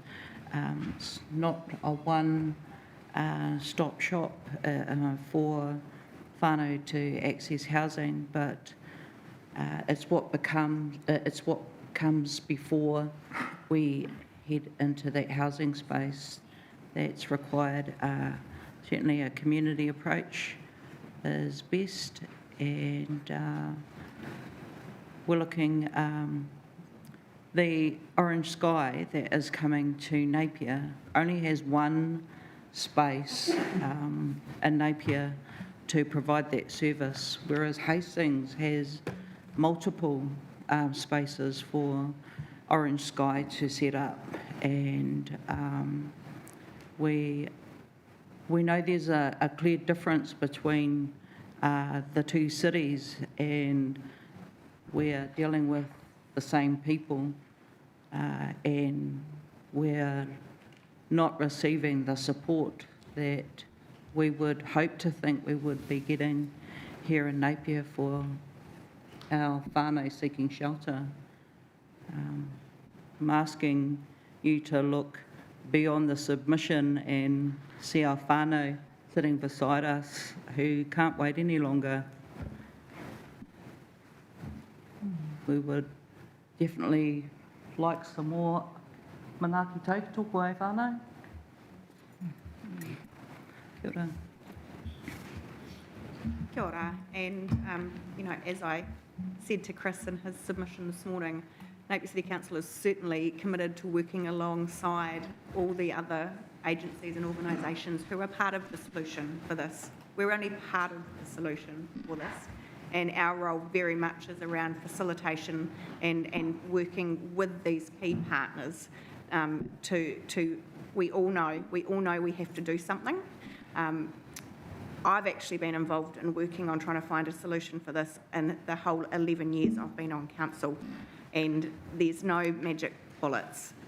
We have been trying to find a location to set up a more fully serviced outreach centre for a number of years, and it's incredibly challenging, but we are committed to continuing to work alongside, in particular yourselves. Phil, I know that you and Anne have been charged with getting the action group up and running, and I'm very much looking forward to having this really dedicated group to start working on solutions moving forward. So just wanting to provide you with that reassurance that we understand the need, we understand how important it is, and we are committed to working with our key partners to find the right solutions for our homeless people. So just as a bit of an update as to where we're at within council. And I will now just open up to our councillors for any questions that they may have. Councillor Bowe. Thank you very much for your submission. You said you only had one site for the Orange Sky Laundry. How many do you need, and what's the issue with that? How many do we need? For a service to be accessible, we'd like to think that it would be accessible more than one time only a week in Napier, opposed to 4 times more in Hastings. So there are already 4 sites that have committed in Hastings, but only one committed site in Napier. And just so that we can understand how those sites were identified and secured, has that been through the councils? We have had lots of kōrero with Orange Sky, with a number of services involved, but there hasn't been a way forward, and so some places were put up that weren't suitable, they weren't feasible, wasn't okay with businesses, wasn't, you know, there was a lot of barriers. Okay. And so that means that only one place has been, there's only one place committed to having Orange Sky at the moment, yeah. And they've only committed to having for one occurrence within the week? Or no other site has come forward, you know, no other place has been given the green light for it to be here within the CBD. But the one site that has received approval, it can only be there once in a week. They can't have multiple. Depends on how many volunteers there are, but in saying that, the site isn't a place you'd want to go and do your washing, next door to the police station. So, you know, for some of our people that need to access the service, so that was what was offered by council as a place that was an agreed space to have the service. Okay. That's coming from Orange Sky too. That's what, sorry? Orange Sky, they're not here, but Okay. yeah. So that information has been shared with you by Orange Sky. Councillor Crystal. Just through the Mayor, following on from that, so what do they need in a site? What's required? Just somewhere to park? Because it's a van, isn't it, that does their laundry? Well, you know, there's other things too, like Water? where Do they they need release their grey water. Yep. And making sure that fits in within bylaws, but it was also about making sure that the businesses around them were feeling safe or were okay about the Orange Sky mobile being parked next to them or within the same area as them, yeah. And do they have to plug into water? Or is the water in the Plug van? into water, so if you had a yeah. service that was able to support and connect, I mean, it wouldn't work out at the outreach, it wouldn't be for the neighbours' sakes, and it also wouldn't work out according to the group at the time at the Methodist Church because it was too close to the businesses. But yeah, and funnily enough, the only person that turned up to Orange Sky coming into Napier was Councillor Bogue on Saturday. So we had a bit of an opening, you know, here's the Orange Sky truck, you know, like this is what it looks like. It was really awesome actually because the interest in volunteers in Napier, they signed up about 45 people within 4 hours, and anyone think that they were selling food there. There was a really good group of people. So the community is telling us that, hey, we're here to help. We just need to know where and how. But our submission looks to the basic needs of our whānau that are seeking shelter, and that's for shower, you know, somewhere to plug their phone up, to charge it, to make appointments, to connect with the rest of the world. That's what's required, is those basic needs, and obviously somewhere to sleep, but also a community that's working and supporting, you know, each other to support the whānau in question too. Any further questions? Thank you both very much for taking the time to come and present the submission to us today. Much appreciated. Thanks for the opportunity. Kia ora.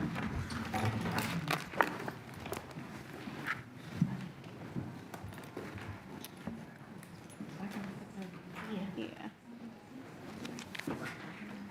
Our next block of submitters are due to start at 4, but I think if we just remain here in case any of them turn up early, and we will get them up to do their submission So just a bit of free time until some people arrive.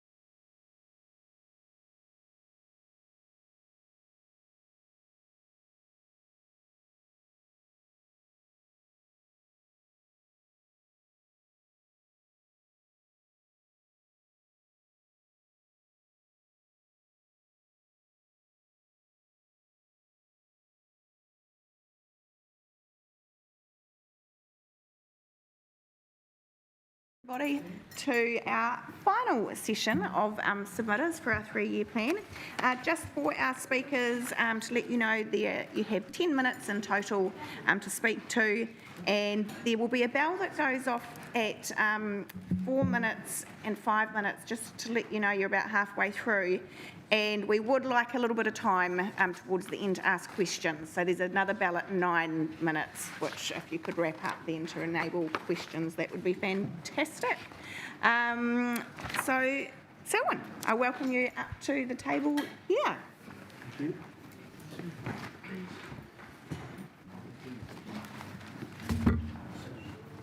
There's some no-shows, are there?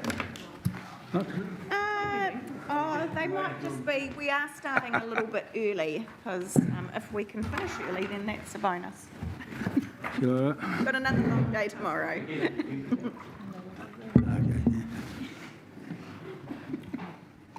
Hope they change the order. Tēnā koutou, tēnā tātou katoa, ko Selwyn Hawthorne tōku ingoa. Thank you for this opportunity to submit to the Napier City Council 3-year 2024-27 consultation process. I'm Selwyn Hawthorne, ratepayer. My whare is at 23 Islington Place, Tamatea. And I prefer to proudly state that Te Mata Maui Hawke's Bay has been my beloved nurturing rohi for 82 years. I wish to submit my consulted and researched opinions to the Napier City Council's proposed plan as distributed to ratepayers recently. With regard to the plan to upgrade Emerson Street, I vehemently oppose any immediate revitalisation because there are many more important issues such as crucial lack of emergency resilience in Napier that need to be sorted out first. The current layout works, and I know that most business owners need another construction interruption like a hole in the head. Many are hanging in there by the skin of their teeth already. From my perspective, the project seems to have been one of the issues that the Ombudsman addressed when he rightly criticised this council for the large amount of public excluded business that it undertakes at meetings. In my known view of many ratepayers in general and the financial clouds that are so obviously on the horizon, it should be stopped forthwith, no matter what stage of planning that exists. If it ain't broke, don't fix it.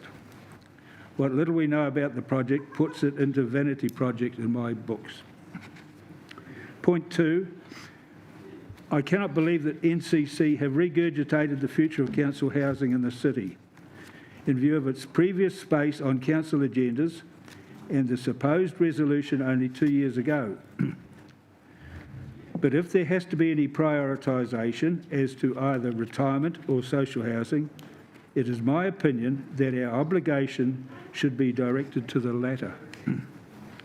Social housing and the criteria should be very closely monitored as to the need for shelter, not longevity.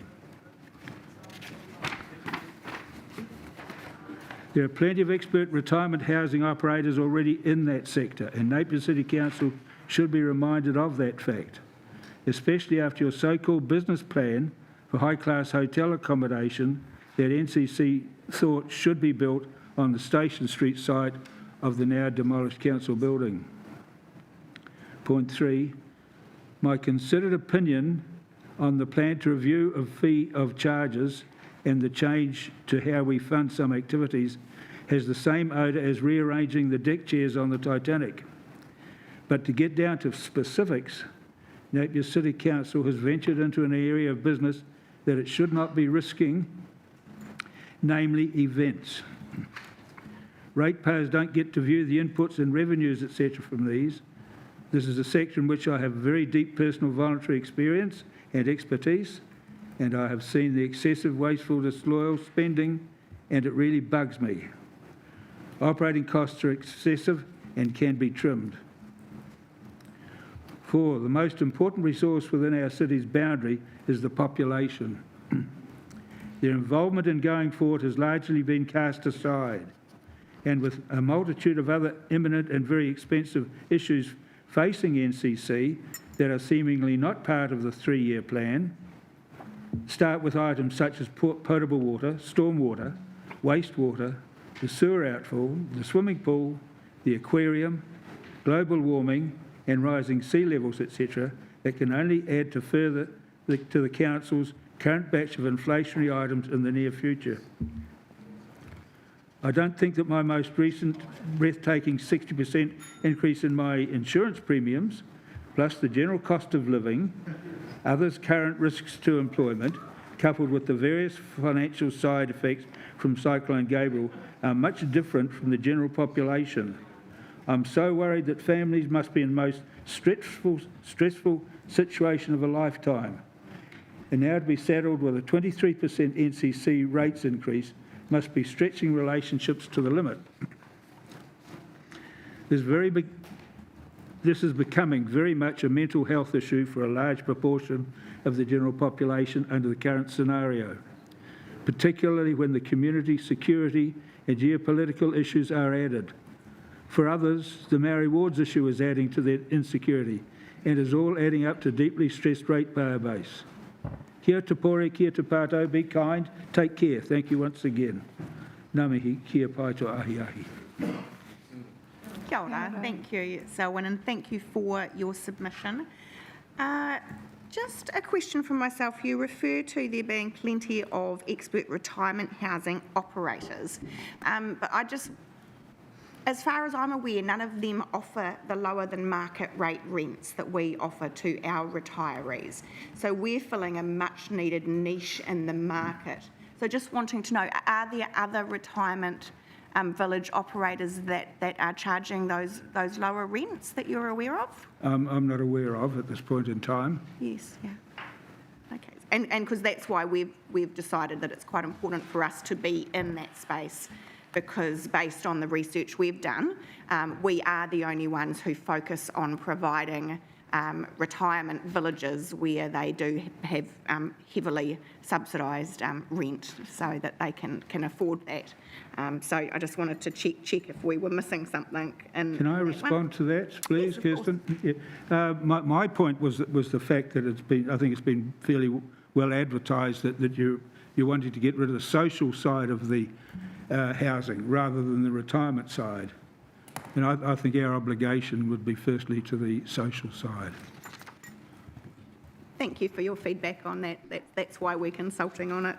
I will just invite other councillors. Councillor Taylor. Thanks, Selwyn. You mentioned in your submission of getting into the business that we should not be risking naming the events. What events particularly do you feel that we should not be involved in? Well, I've looked at so many different situations.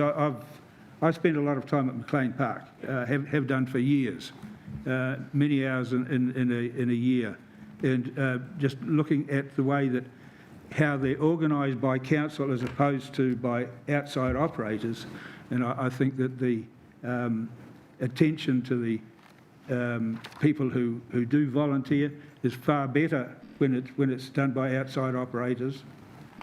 And I also feel that when Napier City, I'll bring it back one more point. When Napier City Council organise an event, it takes them a long time to get up to speed with how to look after volunteers. I've had a situation when we first started cricket, and to volunteer for a cricket match could be up to 10 hours for a volunteer. And I do remember it took us 3 events before the volunteers there actually even got a bottle of water. And that was in the time when Hugh Henderson was running McLean Park. And I do think that you've got such a good base of volunteers out there who are quite happy to come along. They're not looking for money, and they're quite happy to come along and donate their time to make it a better event for the patrons. And it's in that respect that I'm fully aware that Napier City Council do not look after the volunteers very well. Thank you. Any further questions? Thank you very much, Selwyn, for taking the time to come and present to us today. It's much appreciated. Thank you. Thanks, Selwyn.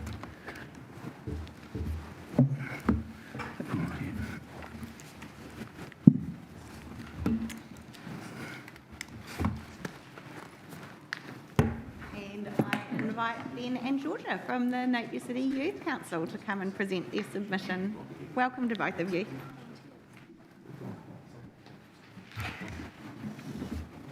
Thank you.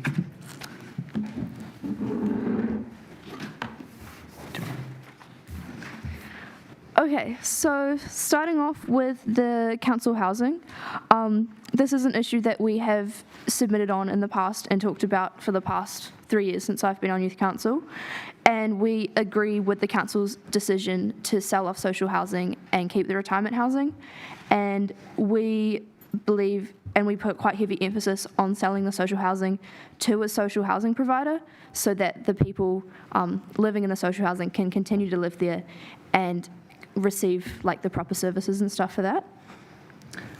Second, we're just going to focus on what we believe needs to be addressed most in this. We're agreeing with council in a lot of sections, so we're just going to kind of skip through. So second, on reviewing fees and charges. Napier Youth Council believes that increasing some fees beyond the CPI increase of 5.6%, while not ideal for the affordability and accessibility of recreational facilities like Ocean Spa, is prudent to ensure that the burden is not passed on through rates. Napier Youth Council also supports the proposed increase in parking fees. Increases in parking fees will serve as a regressive measure to reduce car use, leading to reduced congestion and carbon emissions. Many people are starting to ride their bikes to work, such as Tiffany, our community organiser. Increased parking fees would increase Napier's transition, help Napier transition towards becoming a more walkable city, and will help the transition to future pedestrianisation of streets in the CBD, ultimately benefiting all of the citizens in Napier. So for the changes to how we fund the tourist facilities, is that the one about, oh yes, with the loans. So we believe, we support the funding of the shortfalls with loans for now, but once the businesses that have been told to become financially sustainable are financially sustainable, that they should repay the debt themselves from the profits that they're now making, so that we don't pass any more debt on to the future generations of ratepayers. And then on the Napier City Council office accommodation, the council building will cost ratepayers money anyway as slice or diced. So there's obviously not going to please anyone whether we rent or whether we retrofit. We believe that refurbishments should be done with high importance placed on ensuring it's done in an environmentally sustainable way, including potentially rooftop water rain collection, rooftop solar, LED light bulbs, prioritising natural air conditioning, and refurbishing the building out of recycled or reused materials, which I'm aware has been done with the new library project Tiaka. Obviously, this would need to be done with the consultation of experts, and many of these measures would decrease future costs of the council offices in the long run, and especially micro-generation of electricity. This would help the transition of Napier to becoming a more environmentally sustainable city that all future generations can enjoy. So now on to some of our additional comments. So the first one is about Tiaka, the new library. We're extremely supportive of this project and grateful to have been included in the consultation so far. We have advocated for youth spaces within the new building and will continue to do so throughout the design process. Libraries are a core function of council and are one of the few spaces young people can enjoy without having to pay any money. And then on to the fees and charges section. While we are supportive of the move of Ocean Spa to becoming a commercial model, we do not think that the options for recreational facilities for young people, we do think that the recreational facilities in Napier for young people are slowly dwindling. And we also believe that Ocean Spa should endeavour to still cater for young people, potentially with a discount at off-peak entry or some kind of discount for students, to make sure that we have still got recreational activities for young people. And so then our kind of most big, important additional comment that we've got is the addition of another grant. So Napier Youth Council has a vital role in empowering and encouraging rangatahi to make an impact in their community. One of the main ways we do this is through youth grants. We give out $7,000 to young people in our community and help them achieve their passions and goals. Last year, we had a record number of applications from a wide range of inspiring youth in our community. We want more opportunities for young people, so we request an additional $7,000 to create a youth-led events fund alongside our youth grants. This would be a competitive fund open only to young people in Napier to host events for Napier youth.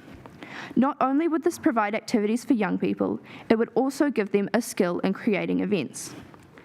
We would host a how-to workshop on running community events open to young people before the fund opens to boost the expertise of the potential applicants. From a minute proportion of overall council spending, we can ensure that we support our young people and help them thrive in our community. And yeah, so those are our submission ideas.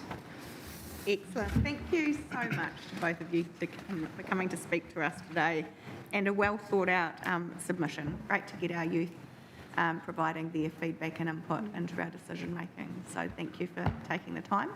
I will just open Councillor Crown for questions. Thank you, Madam Mayor. Kia ora you too. Lovely to see you as always. Me too. So really well put together submission, and the assumption that I've made is that you guys have quite a good understanding of the consultation topics and the issues that we're talking about. I think you mentioned that the housing thing you've been sort of across for the last few years, etc. So can you confirm for me that it's not just a read the consultation document, that there's actually a bit of work that goes into helping you guys to understand? Is this something that you talk about with your youth council group, or how do you come to your positions? How do you put your submission together? Do you want to take it, or should I? We can both take it. I'll take the first part. So, like right at the start of the year, when the submissions opened, Tiffany went through the whole document and explained it to us really well in detail about each of the things, and we had quite an open discussion about what we thought. And then we gave Ben the first draft job because no one else wanted to write it, which is fair enough. It's he loves government stuff, and we were like, oh, let him do it. And then once he sent that to us, a couple of us met with Tiffany and read it through, and then made some changes, re-clarified on certain points, like, for example, the CCTO, which confused me for a very long time, but now makes sense and I definitely agree with. So we definitely got the breakdowns of the things through Tiffany, who really helped, because that's like her job to kind of, with the community, make things easier to explain. Which she does a great job at.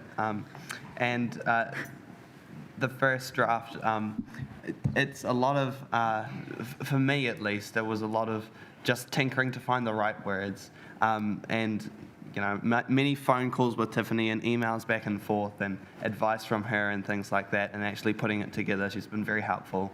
And then, of course, going away and doing own research. And then that big, not just the one that gets put in people's mailboxes, but the A4 consultation document, the big fat one, that was very helpful to my submission. Cool, thank you.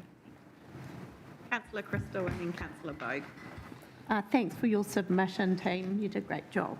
Just one thing with your 7,000. I don't know how aware you are of the Creative Arts Grants Fund, but if you had events that you had ideas about and they fitted within the criteria, that is also somewhere that you could apply for funding for events that fitted in the creative arts, because it's not just art as such. It can be all sorts of things. It can be music, it can be dance, it can be all, it covers all the arts. So just something for you guys to be aware of.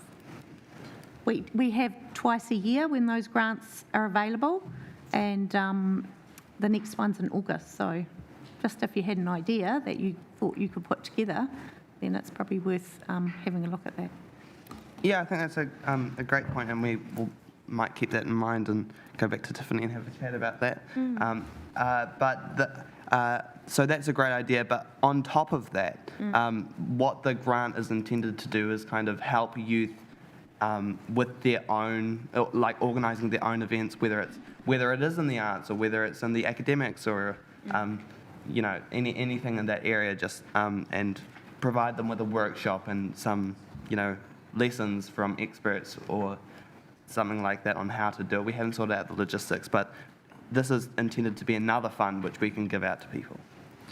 Yeah, so we'll definitely have to advertise that one for youth to sign up for, because the idea with our grant is it's a lot of our youth grant applications are for people wanting to start their own projects, because the main barrier to starting projects, especially as a young person, is A, not knowing where to start, and then not having the funds to do it. So the idea with our kind of youth events grant is that we can empower youth to have their own events with the support of Youth Council. So that Creative Arts Napier Fund sounds very excellent, and we'll definitely advertise that for people. And even if it's, a top up to, if someone had an idea, that they could then top up, because I'm on that committee and there is certainly a lack of youth voice coming through some of those projects, and a lot of the same stuff happens. So it would be really cool to see some other ideas coming through, because, there is a bit of money there that it's not actually council, it comes from the government, it's from the Creative Arts Fund. So thanks. Councillor Bogue, you had your hand up earlier. Yes. Just on the same theme, really.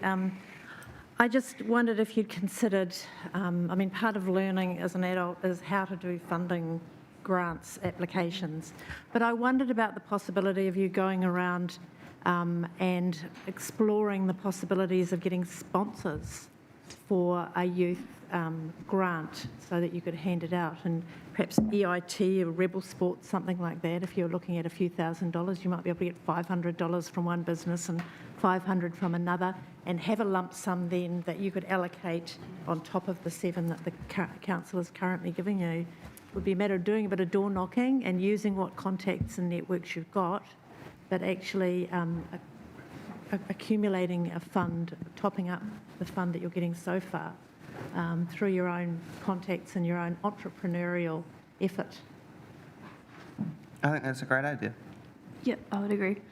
And obviously with the hosting a workshop and helping youth run their events, that should be something that we're looking at, so we can lead by example and help them get their own sponsorships and their own funding for their own events. We are running short of time, but I know the Deputy Mayor has a question and Richard McGrath, but we have gone over the 10 minutes, so just letting you know that. We could keep it short. We love to talk. I'll keep it very short. I'm just incredibly proud and thankful for your guys' submission. I think you've done an awesome job presenting to us and your submission in detail. My question was, you sort of went out of your way to comment in the additional space around something we weren't consulting on, which was Te Aka, the library project, and I appreciate that. I just wanted to ask you, you say that you're extremely supportive, but how important is that project to you? To me personally, getting a youth space in the library is like my number one. It's not something that I'll be able to use in my time as a youth, because I'll be gone by the time the library's built, but I have done work experience down in the Lower Hutt, where they've got community hubs as their library space, and the sense of community with the kitchen and the workshops, and I've run holiday programs there, and I just think it's extremely important to have a space like that. And then also the Palmer Youth Council, they've got a youth space, Auckland's got a youth space, and their youth spaces are used all the time and they're really excellent. And yeah, we just need lots of stuff for youth to do so that they're not out causing trouble or doing nothing. So it's definitely top of my priority list. Not sure about the rest of the council, but it's very important. Thank you. Councillor McGrath. Just through the chair. With sorting out the event side of things, do you guys, will you have the capacity and capability within your setup to be able to do something like that? And do you have sort of like a winning background that you could sort of show to us that, you can get stuff done and achieve something? Do you have any examples of that? Oh, absolutely. Every year we give out $7,000 to young people. Last year we had 105 applicants, which is far more than the 38 applicants we had in 2022. So we're getting ever more popular by each year. We believe that we should be accepting more of the grants that are applied to us. We've also got numerous instances where we have succeeded in hosting events, debating councillors, and providing quiz nights. We just raised over $700 for I Am Hope Foundation on Friday last week. So a lot of success from the Youth Council that we can point to. Sorry, I didn't quite hear. What was the other example other than the money you raised for I Am Hope? Oh, sorry, we won a debate against the councillors. Yeah. Oh, okay. So, Ben and Georgia, thank you so much. Thank you so much for having us. Yeah, and thank you for the thought and, the well-constructed submission. And it is, like I said earlier, fantastic to have a youth voice in our decision-making. So, thank you. Thank you. Thanks, Kate.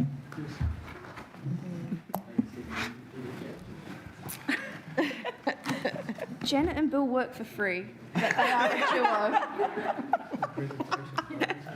I would like to invite Bruce Peterson to... No, Bruce Peterson? Yeah, I think I did. I shall move on then to Lucy Miller from Abbeyfield Hawke's Bay. Welcome, Lucy.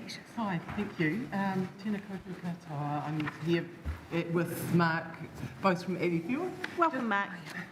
Thank you for this opportunity to talk.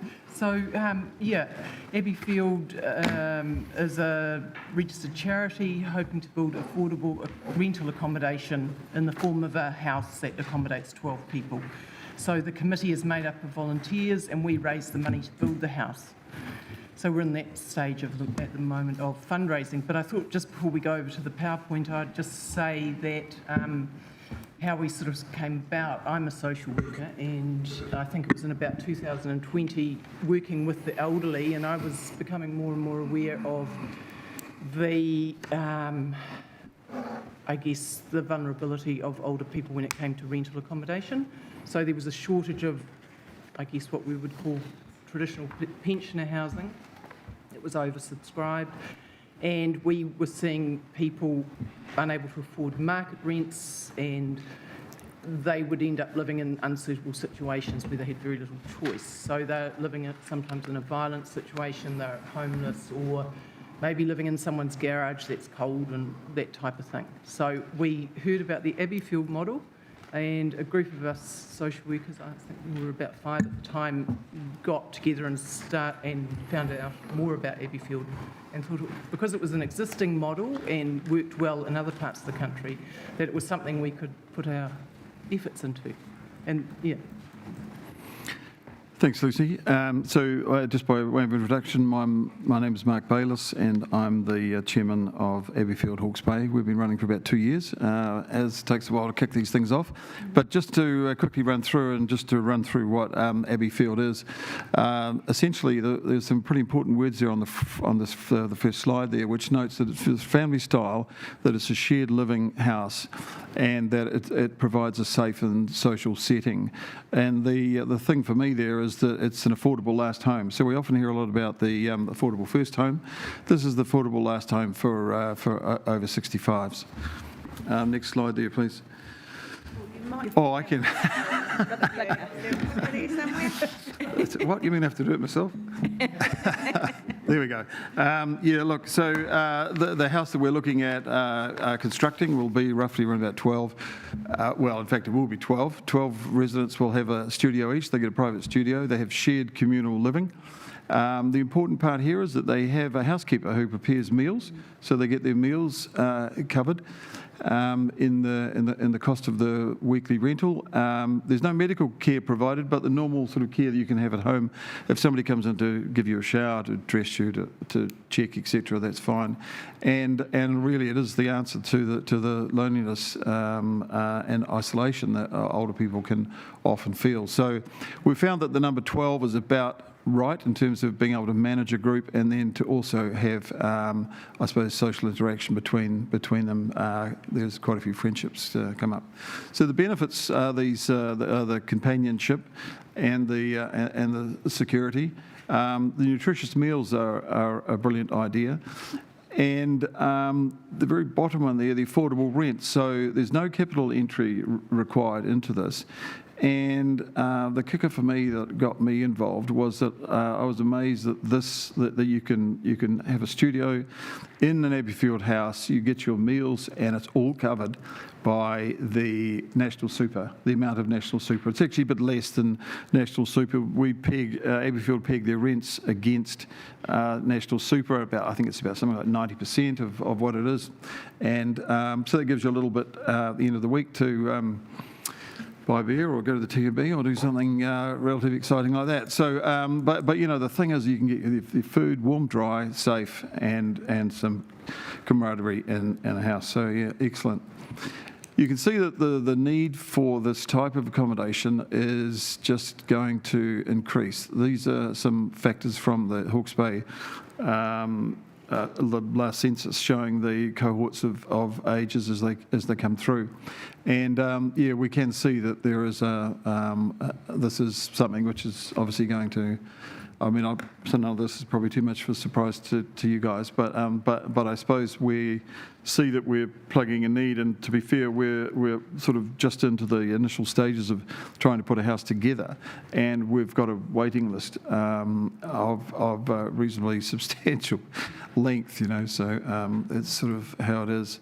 So the requirements from Abbeyfield House would be that we were looking for a flat site, well, it doesn't have to be flat, but looking for a site roughly about 2,000 square metres, and we will be, is it my 10-minute? No, you're fine to keep going. You were looking for a site. The idea that we can be quite close to public transport or community facilities, libraries, medical centres, shopping, supermarkets, those types of things. Obviously, there's a long list of would love to have, but only a couple of them wouldn't be necessary for it to get underway. The building footprint is roughly around about 700 square metres for the 12 units. And those are sort of requirements we had. At the moment, we've got a proposal that we are looking at with the Hastings District Council for a site in Flaxmere, and this particular site is one. This is the sort of site of Napier. We're looking at some of their holdings to be able to talk to us. This is the sort of thing that seems to work pretty well. And that's about a 2,000 square metre site. It's tucked around the periphery of existing Swansea Village, which has already got an elderly designation for residential in terms of the planning requirements. So it's a pretty easy one to slot into. So some of the benefits for council and citizens, really, for me, the big one here is the win-win that the council get in terms of every person who moves into an Abbeyfield home is one person less on their social housing register.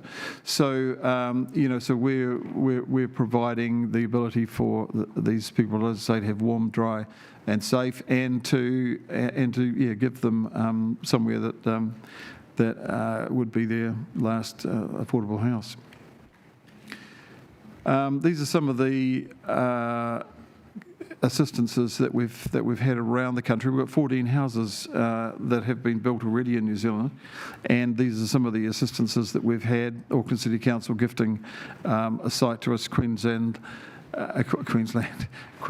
Lakes, offering a 99-year lease. Palmerston North did offer a 50% on their land, and Nelson gifted at Peppercorn rates some land to us. So these are the sorts of assistances that councils have been doing.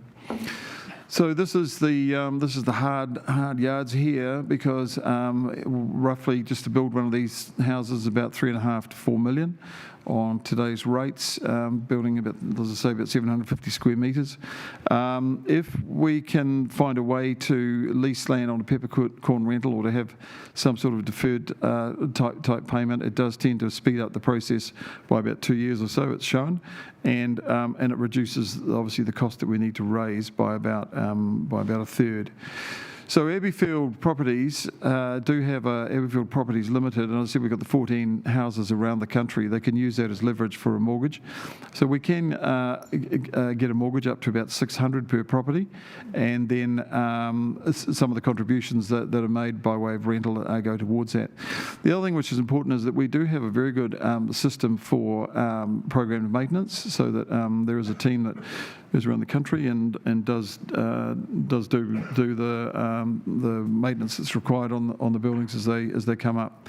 But so yeah, that's what's ahead of us at the moment, as is now moving into the fundraising aspects of it. The Affordable Housing Fund, I think we're still unsure whether it's available or not, but that was one of the major aspects of previous houses, and I believe the one in Masterton just got itself a one. So yeah, so these are the things. It's a financially sustainable model. It's got a very high occupancy. We've got a good governance model, and we've shown with the 14 houses that we can operate houses well, and the rest of the benefits are really all for the occupants, and those really stand alone. One of the catch cries that we are using is that we are an ordinary house in an ordinary street. So we like to try and sort of blend in. We like to try and be part of the existing community, and that's the essence of how we fit in. And I think with the numbers that we're talking about, with the 12 or so that might be added to another street in terms of residents or in terms of a medium density use of the land, it's no real burden on services, infrastructure, and other aspects like that. I am just going to interrupt because that is 10 minutes. Yes, yeah, and that's the end. I was just going to really note that there are three sort of aspects to Abbeyfield. We have the local Hawke's Bay branch, which is us. We've got Abbeyfield Properties Limited, who are the, if you like, the legal entity that manages the properties, and then we've got Abbeyfield, who do the operational structure for the management of the properties once they're done. Thank you for your time. Excellent, thank you. And I have met with Lucy and Susan Jenkins, your Chief Executive, before, and I think the model that you have is absolutely amazing. Dearly love to have a house here in Napier. If the right land parcel was able to be identified, which is always the challenge. We are quite land deficient, but certainly, as I've indicated to Lucy in the past, we're keen to, work alongside you to identify potential sites and then see how we could support you in that.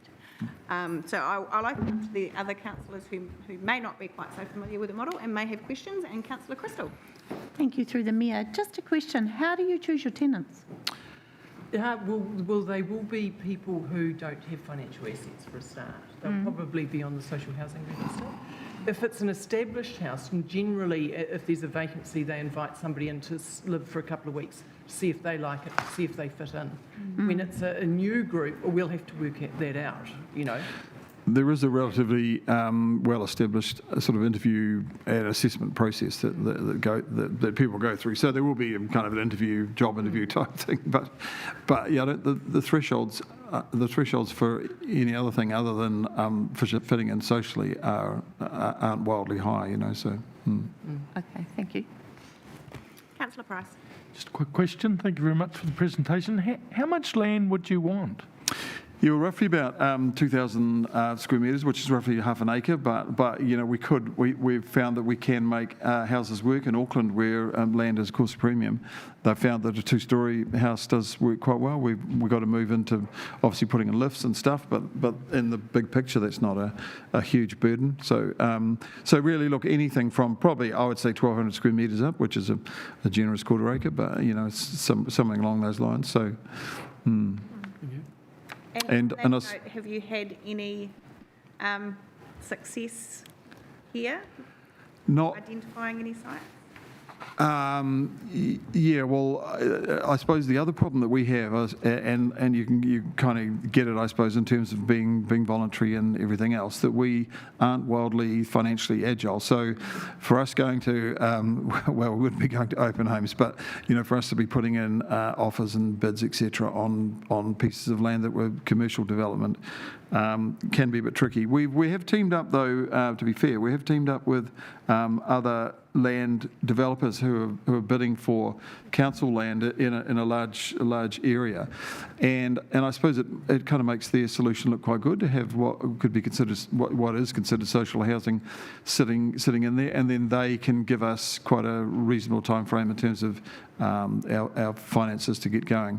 So yeah, that was probably our biggest burden. Kristen. So. That's a really interesting thought, actually. Thank you. Yeah. Although going back to your original comments, though, you're looking for a piece of land. I suppose I'd say that our threshold's pretty low. I think we can make any old piece of swamp shine if you were if you had. On a swamp. Yeah, maybe not a swamp. No. Okay. Fair enough. Fair enough. Okay. Are there any further questions from councillors? Oh, well, thank you, Mark. Okay, look, thanks very much for your time. Yeah, taking the time today. We greatly appreciate it. I don't believe I can see Bruce Peterson anywhere, so that brings us to the end of our submissions. So thank you, everybody. I will adjourn the meeting. And as I said earlier, if councillors could collect up their belongings and we'll head downstairs and head